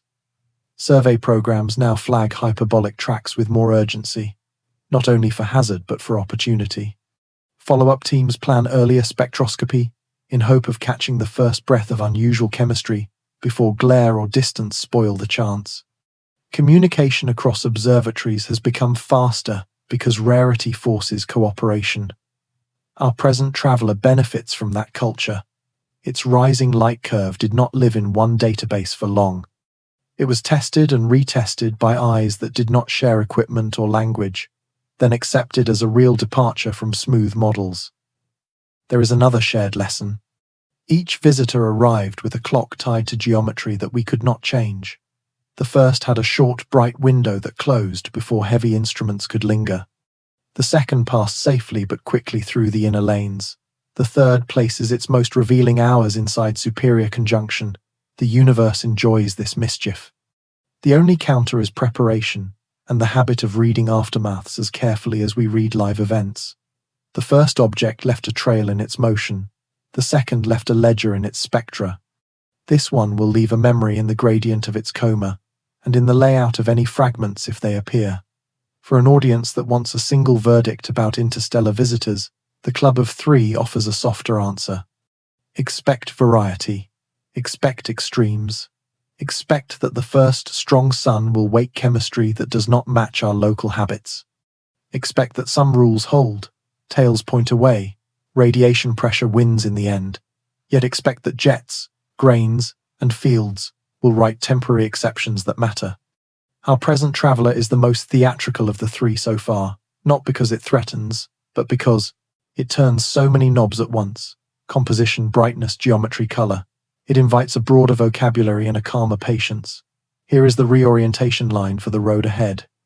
3 visitors, 3 different puzzles, 1 shared promise. Each time the galaxy sends a fragment across our porch, we see a new way that small worlds can be made.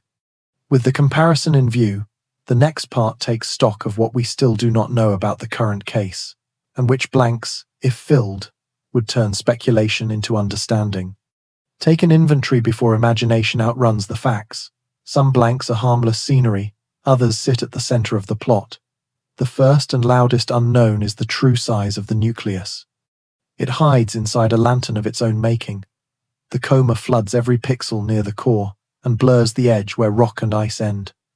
Estimates stretch across a range that changes the mass by orders, and with it, every force we assign to vents and jets.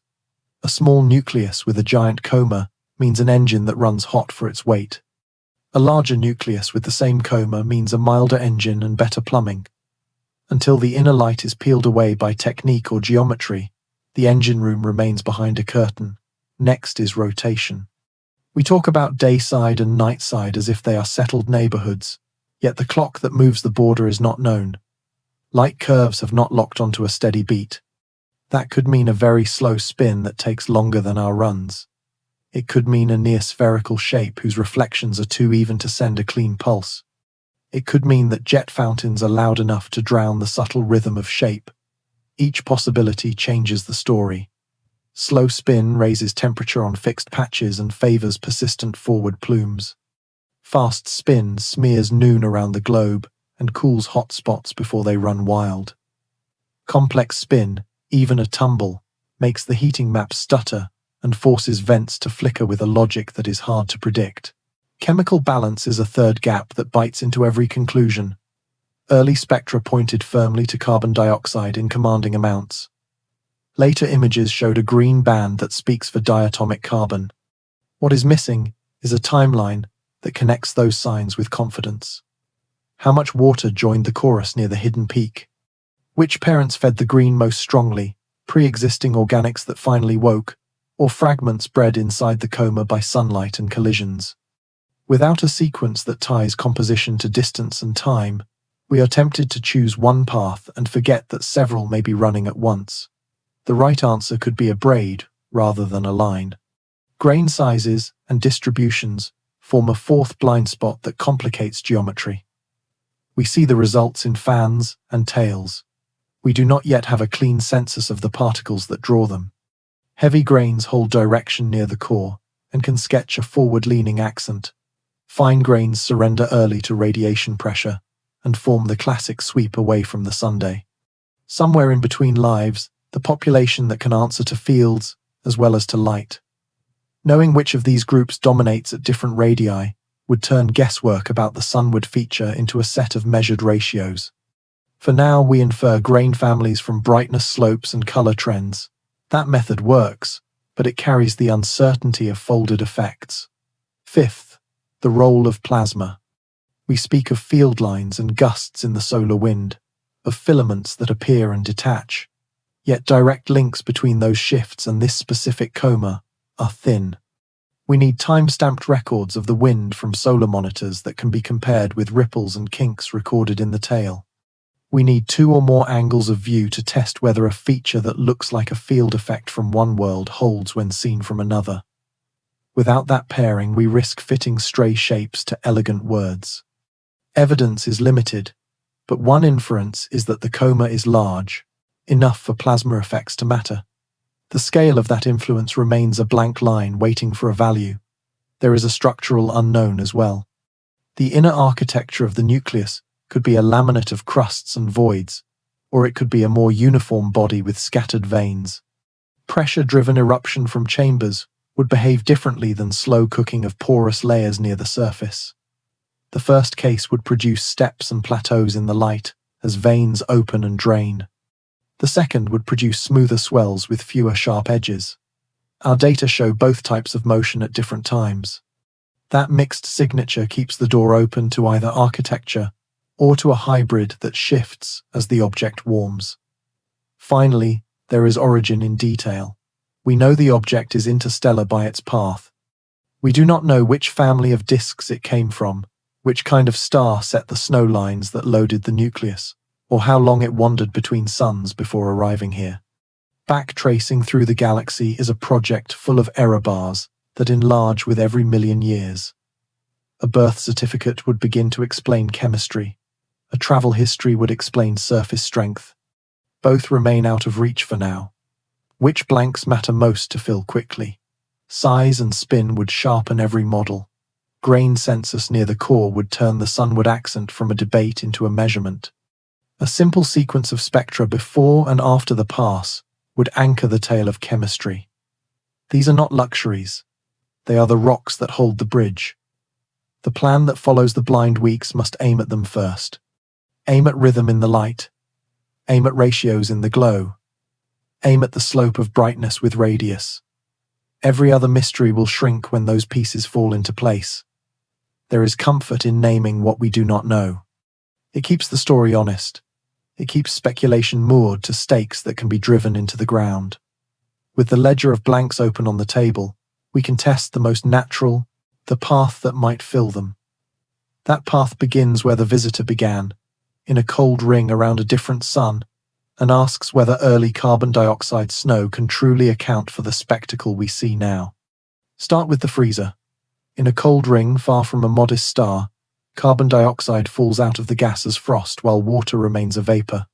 Grains collide, the frost cements them, and small bodies inherit a chemistry that is richer in carbon dioxide than a typical local comet. Bring that body into our light, and the same rule becomes a switch. Carbon dioxide answers earlier than water. It needs less heat to leap from solid to gas. When it wakes, it drags dust and changes everything we see. Brightness climbs because mirrors suddenly fill the field. The coma swells because gas pushes outward on every side. The timing fits the record. The light curve bent hard as the visitor crossed the distance where carbon dioxide should begin to flow with confidence. This engine explains the swollen halo with simple cause and effect. Each molecule that escapes can carry a grain with it. Many grains are small enough to present plenty of surface to sunlight. They do not weigh much. They become glitter in the dark. Add an early and vigorous source of gas, and the number of these mirrors grows faster than the heat input. That is why the coma can seem to outrun the schedule set by distance alone. No hidden heat source is needed, only a composition that gives carbon dioxide the lead and a surface that offers seams to feed it. The same engine explains the green heart without inventing new physics. The glow near the inner coma likely comes from diatomic carbon. Molecules in that family can be born in two ways that both follow from carbon dioxide dominance. Subsurface pockets can hold organics that wake once the early flow has eroded the crust. Those organics then break into fragments that shine when sunlight shakes their electrons, or the coma itself can become a factory. Carbon dioxide and carbon monoxide can be cut by photons and by collisions, then recombined into diatomic carbon that flares green. Either path thrives when gas density is high near the core. A carbon dioxide engine gives you that density on a schedule that matches the observed tint. Direction is not broken by this picture.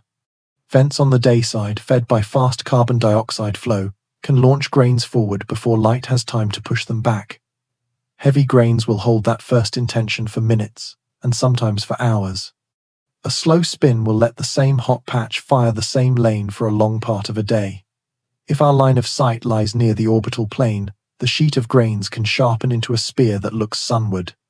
The rule that tails point away remains intact in the larger view, while the local plume leans forward as a temporary accent. The accent fades when radiation pressure finally bends the grains outward, and when the engine turns a little as the body rotates. A carbon dioxide engine can also make sense of the rhythm and the absence of a clean rotation period. When the dominant gas answers early and strongly, many vents can sing at once. Their combined output smooths the small modulations that a single mouth would write into the light. The coma becomes a chorus that hides the beat of any one instrument. Only when the engine calms will the rotation reveal itself as changes in the inner light, and even then, the signal can be soft under the lingering fog of grains near the core. There is strength in how many signs point back to one driver. Early activation at large distance, large coma, rapid brightening beyond distance law, green near the core when density is high, forward-leaning accents that last for a while and then relax. Each one is compatible with a nucleus that formed where carbon dioxide frost was abundant. Add a plausible structure with layers and seams, and you obtain jets that flare, soften, and migrate without invoking anything exotic. A competing view suggests that outbursts, unrelated to composition, could still explain parts of the show. In that reading, a crust fails for ordinary reasons and floods the coma with dust in brief episodes that raise brightness and imitate an early engine. It remains uncertain how much of the September rise was a true change in baseline and how much was a stack of pulses. Yet even that view admits that a carbon dioxide-rich layer would be the easiest fuel for such pulses at the distances in play. Nature tends to choose the simple match between available heat and the most eager volatile. One possibility is that the engine will now enter a second phase. As the visitor leaves its closest approach, water could take a larger share of the flow while carbon dioxide decreases.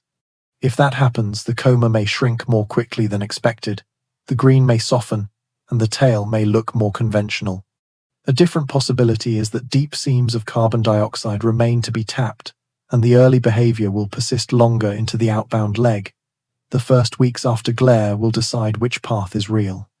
The promise of a natural engine is that it turns spectacle into a clear hypothesis.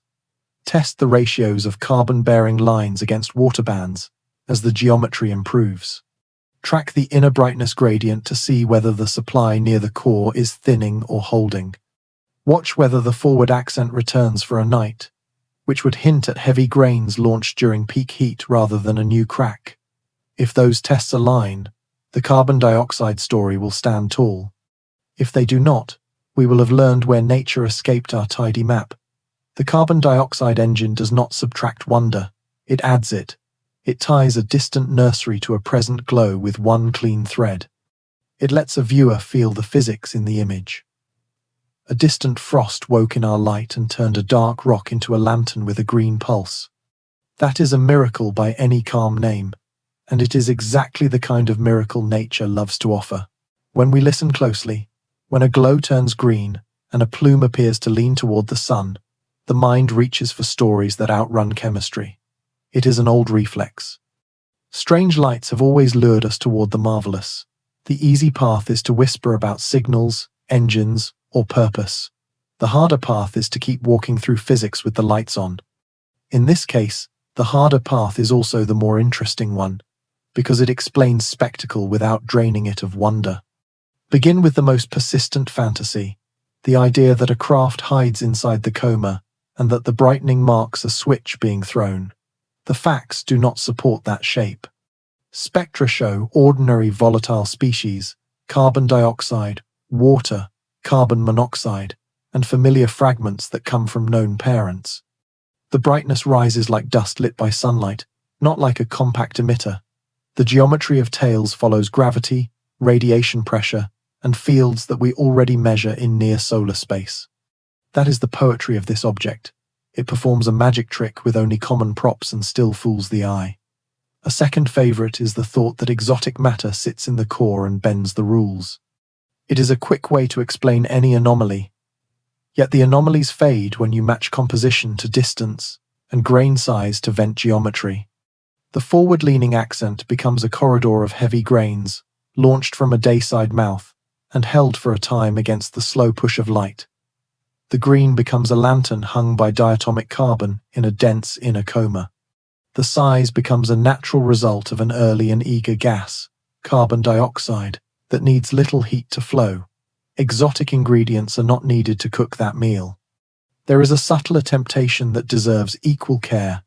Plasma physics feels like a secret key, so it can be asked to open every door. Fields can shape tails. They can pull filaments and break them. They can drape across a coma and draw sharp lines. But fields do not lift boulders, and they do. Not write the first meters of a plume near the core, unless the grains are already small. If a forward spear is tight and bright at the source, vents and heavy dust did the heavy lifting. If a ribbon far down the tail ripples and detaches, the wind wrote that flourish. Keeping these rolls straight preserves both wonders, the violence at the surface and the choreography in the solar breeze. One possibility is worth admitting as a thought experiment, the idea that self-organizing structures in dusty plasma could behave in ways that mimic life. Laboratory work shows patterns that grow, branch, and respond. The scale in a real coma is larger, the conditions harsher, and the time short. Evidence is limited, but one inference is that any such order would produce subtle textures in the ion tail, not a wholesale rewrite of motion near the nucleus. If a future traveler ever showed repeating electrical pulses or narrowband emissions that moved with purpose, the conversation would change. Here, the conversation remains pinned to sunlight, gas, and dust. A competing view suggests that even mentioning the wild explanations grants them too much oxygen. Silence can be wise in some stories. Here, a brief reckoning helps. Declaring what an observation is not can clear space for what it is. A forward spear is not a radio mast. It is heavy dust at the moment of launch. A green ring is not a coded beam. It is diatomic carbon singing when ultraviolet light shakes it. A swollen halo is not a shield or a sail. It is tiny mirrors carried by gas from a crust that woke under a new Sunday. None of this drains the thrill. The opposite is true. You can stand under a night sky and know that a body born under a distant star is boiling its ancient frost into space in our light. You can watch a fan tilt the wrong way for an hour and feel the weight of heavy grains in your intuition as if you held one in your hand. You can see a tail shiver and recognize the breath of the solar wind 100 million kilometers from your eyes. You can learn to name the color and still gasp at the moment it blooms. Speculation has a more sober job left in this story. It should tell us what to look for next. If nature chooses to surprise us, where will it do it? One possibility is a late pulse of activity, as deeper seams of carbon dioxide find the sun on the outbound leg. Another possibility is a quiet fade that leaves behind fragments, not dramatic twins, but pebbles that only careful stacks can reveal. A minority view holds that rotation may shift enough near perihelion to wake new vents on the night side as it re-enters day, which would redraw the inner glow in an unexpected quadrant. Each of these tests can be met by the same tools we already carry: geometry, color ratios, and patience. It remains uncertain how far this traveler will push its performance. That is a better ending than a false certainty. Keep the door open for surprise without giving superstition the key. The mystery breathes just fine on carbon dioxide, on sunlight, and on stone that remembers a colder dawn. The next part raises the stakes in a different register. What this visitor teaches will flow into the models that keep score on small bodies and into the plans we make for the next messenger. Wonder is the spark, consequence is the fire. What this visitor teaches does not stay on one night's graph. It pours into the equations that set our expectations for every small body that wanders near the Sunday. Models begin as neat tools, then nature dents them, and they become honest. The dent here is the early surge in brightness, the swollen halo far from the sun, the green heart, and the forward-leaning accent that held for longer than a classroom rule would prefer. Each trait forces a change in how we assign cause to light. Each change will matter when the next messenger rushes in on short notice, and we must decide, in a week, what to point where. Start with the thermal models that power comet forecasts. Most assume water takes the lead once an object crosses a certain distance. Carbon dioxide often rides in second place. This case flips that list. The update is straightforward in mathematics and large in consequence. Shift the activation curve for carbon dioxide upward in distance. Assign a stronger coupling between carbon dioxide flow and dust lifting for heavy grains. Let that coupling inflate the reflective area more steeply than before. When those simple edits are made, the predicted light curve bends closer to what we saw. That match does more than satisfy pride. It changes how much observing time is reserved early in an approach, when a visitor might be dim in water but already loud in carbon dioxide. Next come the dust transport models that shape tails. They usually sort grains by size and let sunlight push them into clean fans. The forward accent in this case says, "Do not forget the first seconds of flight." Add an impulse that keeps large grains on their launch headings for minutes, sometimes longer, before radiation pressure wins. Add slow rotation to hold a hot patch under noon for hours. Add a projection term that brightens a sheet when the orbital plane and our line of sight nearly match. Suddenly, a sunward-leaning feature is not a paradox, it is a prediction under specific settings. That prediction can be tested when the next object offers similar geometry. Plasma models need their edit too. When the coma grows large, fields become sculptors. That is not yet a default assumption in every forecast. It should be.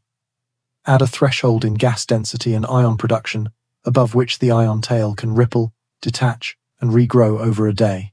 Fold in a channel for dust of intermediate size to feel a small sideways nudge from charge effects near the core. Keep the constraint that heavy grains ignore fields. The result is a playbook for reading tail weather. If a kink races outward faster than dust could drift, the wind wrote it. If a forward glow near the core survives a gust, vents wrote it. These are paper changes. Missions feel the consequence in hardware and in schedules. Survey telescopes that sweep the sky will be told to flag hyperbolic tracks with even greater urgency.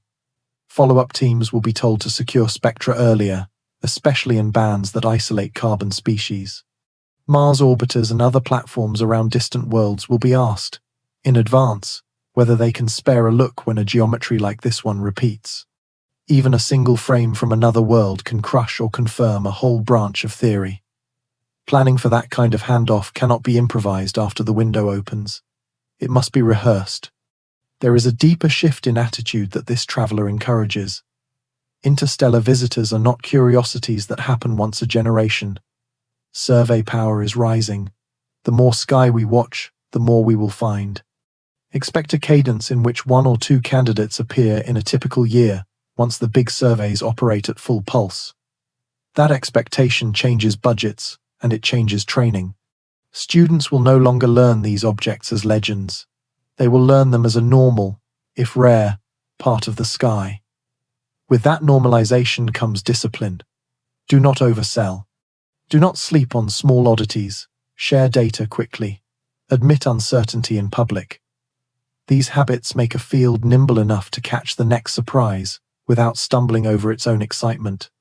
Planetary defense lives nearby in this conversation, even when danger is not present. No one feared impact from this source. Yet the way it behaved still matters to risk work.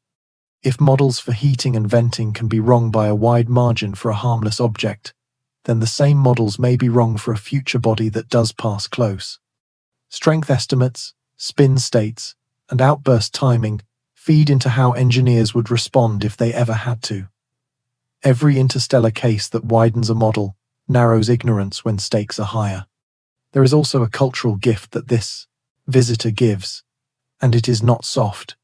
It reminds us that mystery survives a responsible telling.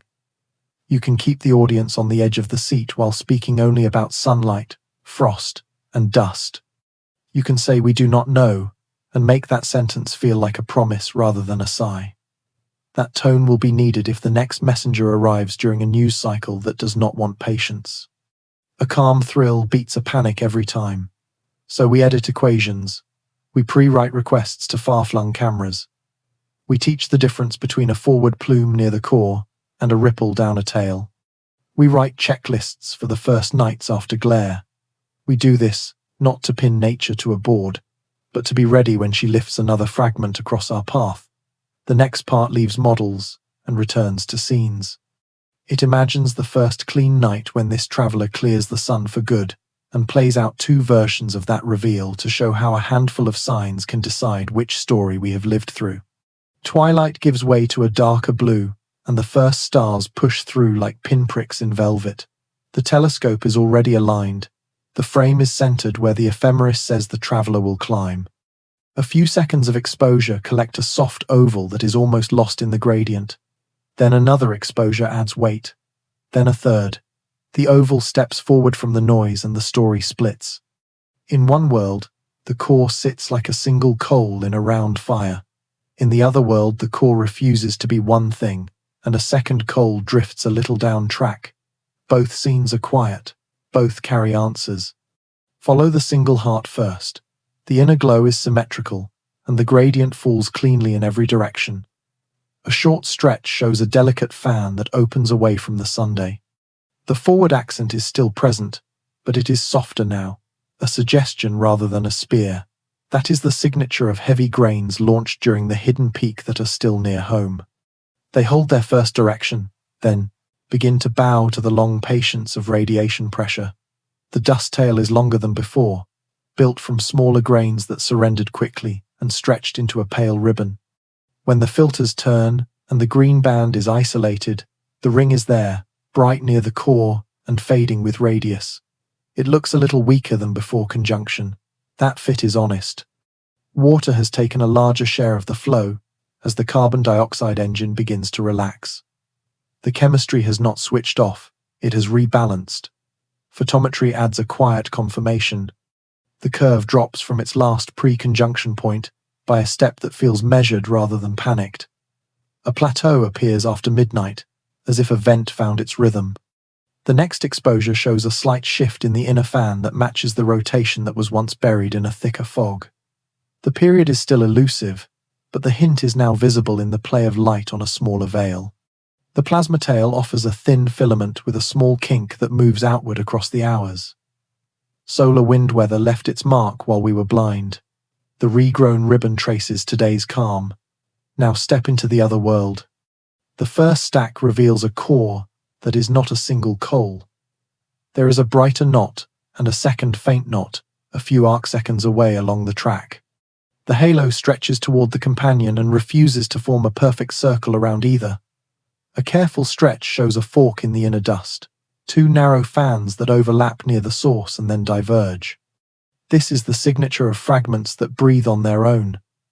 The forward accent has split as well. One lobe favors the brighter knot, the other belongs to the faint partner. The tail looks braided close in, then smooth farther out where paths blend into a single plume away from the Sunday.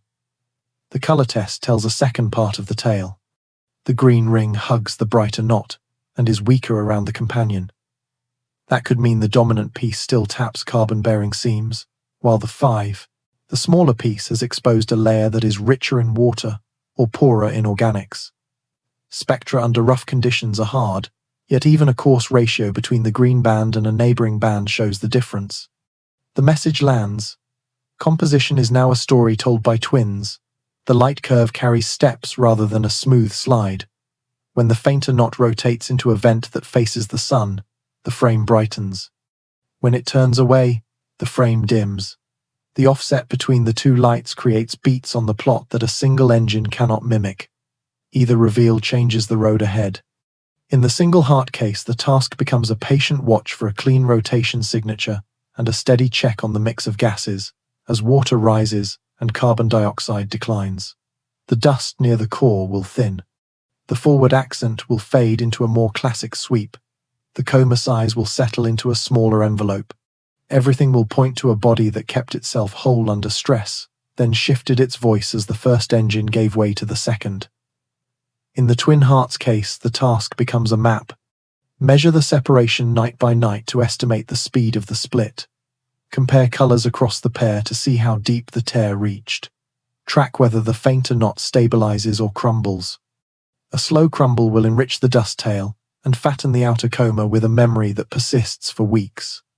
This night is where speculation pays its debt. Instead of dramatic claims, you gather evidence at a human pace and let the scene choose a script. If a Mars frame arrived during the blind stretch, hold it next to tonight's image and read them as a pair.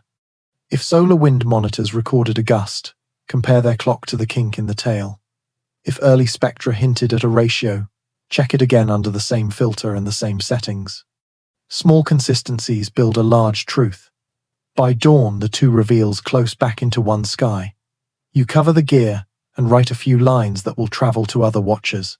The next nights will either confirm the single heart, or they will draw the path of fragments with simple dots on a chart. Either way, the message finds its way back to the beginning.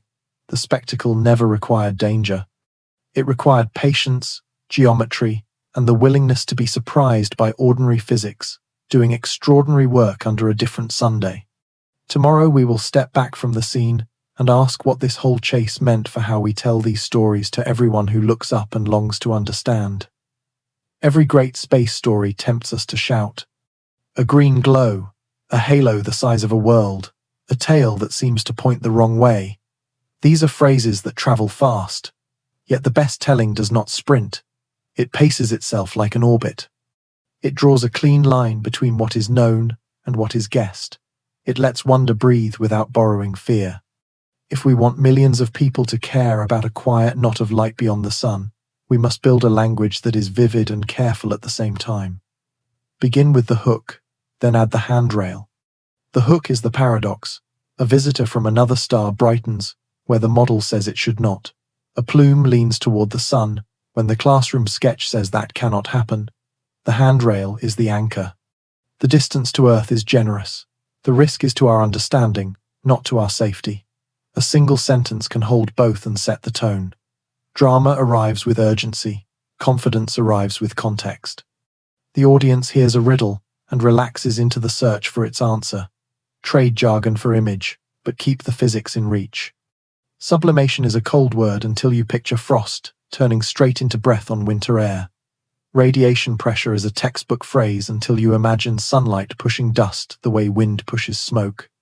A plasma tail is a silent river until you say that the solar wind writes lines the camera can read. These frames lift a concept into memory without bending it into myth. The rule is simple.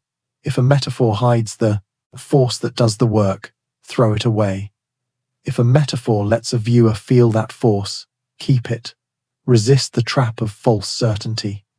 It is easy to say that a crack must have opened, that fragments will appear, that the green will fade on a certain day.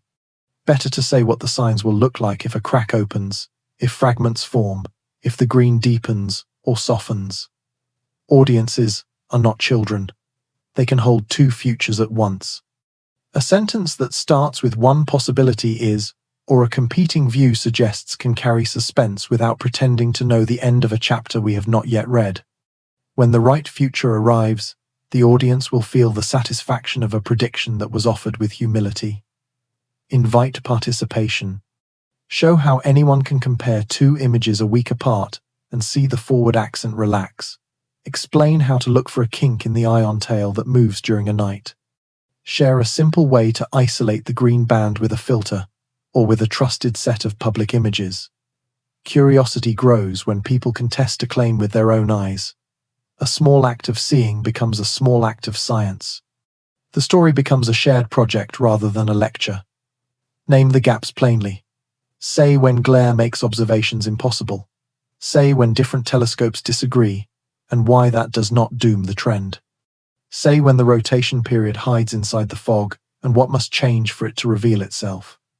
Honesty about limits does not weaken a narrative. It gives the next frame power. Everyone knows what to look for when the sky clears. Everyone understands why a single clean image can decide a debate that seemed endless yesterday. Use numbers only when they carry weight. A date matters when it marks a pass near another world, or the closest approach to the Sunday. A distance matters when it calms fear or sharpens awe. A speed matters when it paints a picture of motion you can feel in your bones. Do not season every sentence with figures. Choose the few that deepen the heartbeat of the scene. Leave room for quiet. Not every night will deliver a headline. Teach the audience to love the patience between bursts. Show the value of a line that slips downward after the peak. That drop is not failure. It is the comet exhaling after a sprint. Show the dignity of a small change that holds across several instruments. That consistency is the signature of truth sneaking past noise. Finally, keep the door open to wonder, without letting superstition walk through it. Say clearly what the signal is not. A lantern in the inner coma is not a message. A tail that turns is not a rudder. The marvel is that ordinary physics, sunlight and frost and stone, can make a scene that looks like a deliberate design. That is the gift. That is the story. Tell it like a secret said out loud, with delight and with care. We have learned how to speak about this visitor. Now, we must ask what it says about us. Why does a single traveling ember from another sun stir so much feeling in the people who watch? The answer sits at the seam, where science meets meaning. That seam is the next step. Why does a faint smear of light pull at us, the way a song from childhood does? We are not in danger. We will not see it with our eyes from a city street. Yet millions lean toward the same speck on a map and feel the same quiet ache. A small world born under another sun wakes in our light, and that scene touches a nerve that science alone does not name. It reaches for the part of us that keeps lists of firsts and carries a map of home that wants borders to move. Begin with scale. We live inside a system that feels complete. Planets loop, a star burns, and the rest is a distant backdrop. Then a messenger crosses the border and ignores our neat orbits. It does not belong to our return cycles or our folklore. It belongs to the deep street between stars where seasons do not repeat. Seeing it in our sky collapses distance. The galaxy stops being a diagram and becomes a place with traffic. We learn that our address is written on a road, not on a throne. Next is time. This visitor drifted for ages that swallow our centuries.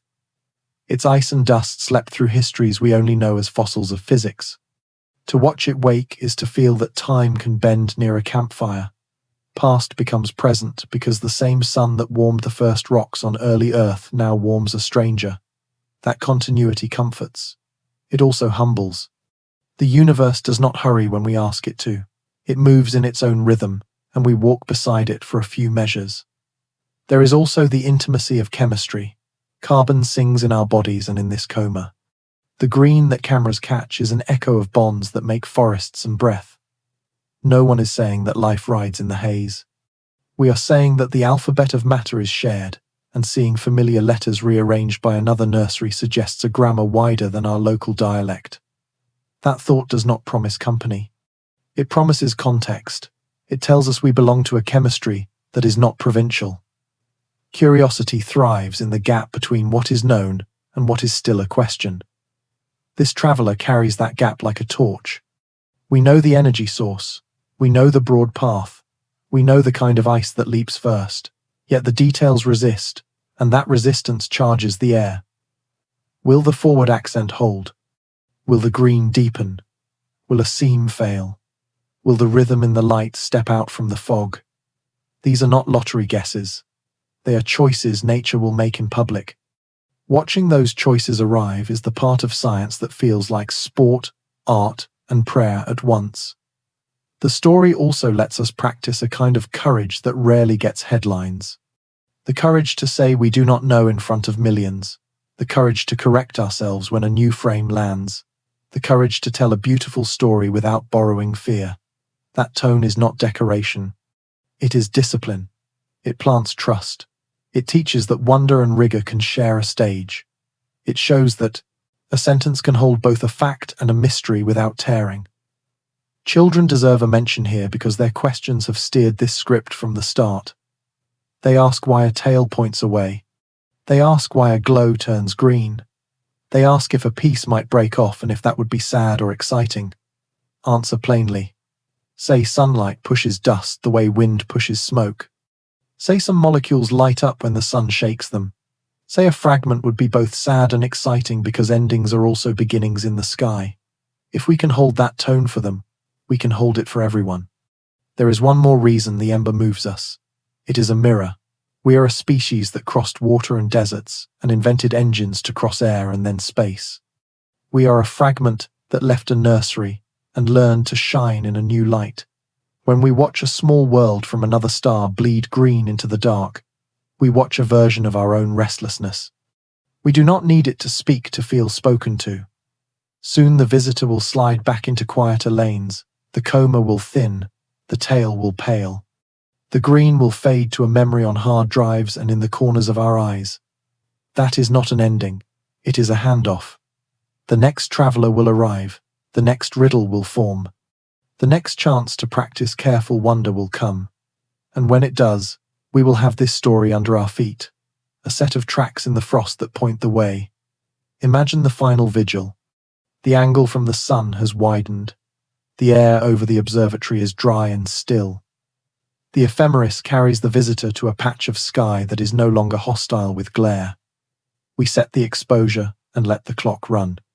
The frame blooms on the screen and there it is, a smaller lantern now, the dust tail, a pale sweep, the inner glow calm. The theatre is quieter and somehow grander. The chase ends not with a shout but with a clear line. We gather what we can in this last look. If the nucleus endured as one, the inner gradient is smooth and centered. The forward accent is a memory more than a feature. The green ring sits close to the core and fades fast, as if the deeper layers have given their best and now save their breath for the long road out. If the nucleus parted, the faint companion sits a little farther down path than last week. Its coma is thinner and grainier. The brighter knot carries most of the light and the color. Either way, the numbers on the plot tell the same truth. The visitor is cooling, dimming, and returning to the privacy of deep space. We check our simple tests one last time, because simple tests endure. Compare the brightness to the curve we drew before glare. It falls below, as expected for a body that spent fuel during the hidden peak. Compare the slope of the coma with radius. It has steepened, which says the engine is smaller now, and fewer grains loiter near home. Compare the color ratios. The green band is weaker relative to neighbors, which says that water and neutral dust now speak louder than carbon fragments. The plasma tail offers a final ripple that moves steadily and fades, a footnote in the wind. There is a ritual to endings in science that looks like housekeeping and feels like respect. We annotate every frame with time to the second. We note the phase angle and the seeing.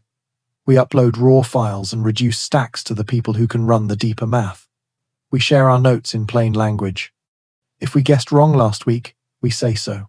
If we guessed right, we say we were lucky and careful. The object deserves clarity on its way out. The community deserves a clean ledger for the next pass of questions. We then do something that never makes it into papers. We step outside and look up with no gear at all. We remind ourselves that a faint point on a chart is also an act of nature that will not perform for us again. This is not a goodbye staged for sadness. It is a handshake with a traveler that did what travelers do. It arrived unannounced. It taught us a new accent for old physics. It forced us to share instruments and patience. It left. Now we weave the threads.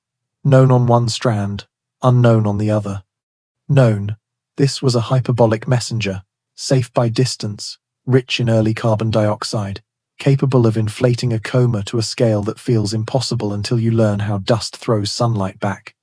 Unknown, the final balance between vents and projection in the forward accent, the true size of the nucleus under its lantern, the exact rhythm of rotation, and how it changed near the furnace. Known, the green heart that spoke for diatomic carbon when density was high. Unknown, how the same chemistry will speak in the next traveler, with a different childhood. We leave the braid visible so the next hands can tug the right strand. The last paragraph is an invitation. Keep watching. When you hear that another object from another star has entered our sky, remember the shapes we learned to read. Remember what a forward fan means near the core. Remember how a ring of green fades with radius. Remember that plasma can draw lines that look like intent until a gust erases them. Remember that the safest sentence in astronomy is the one that begins with "it remains uncertain," whether followed by a test that you can meet with a lens, a clock, and a night under a steady sky. We end where we began, with a paradox that became a map. A comet that is not quite a comet. A rule that bent but did not break. A glow that turned green at the edge of the glare. The next messenger will write its own version of these lines. We will be ready with careful eyes and patient words. The universe is not short on wonders. It is only short on witnesses who know how to listen. Tonight, we listened.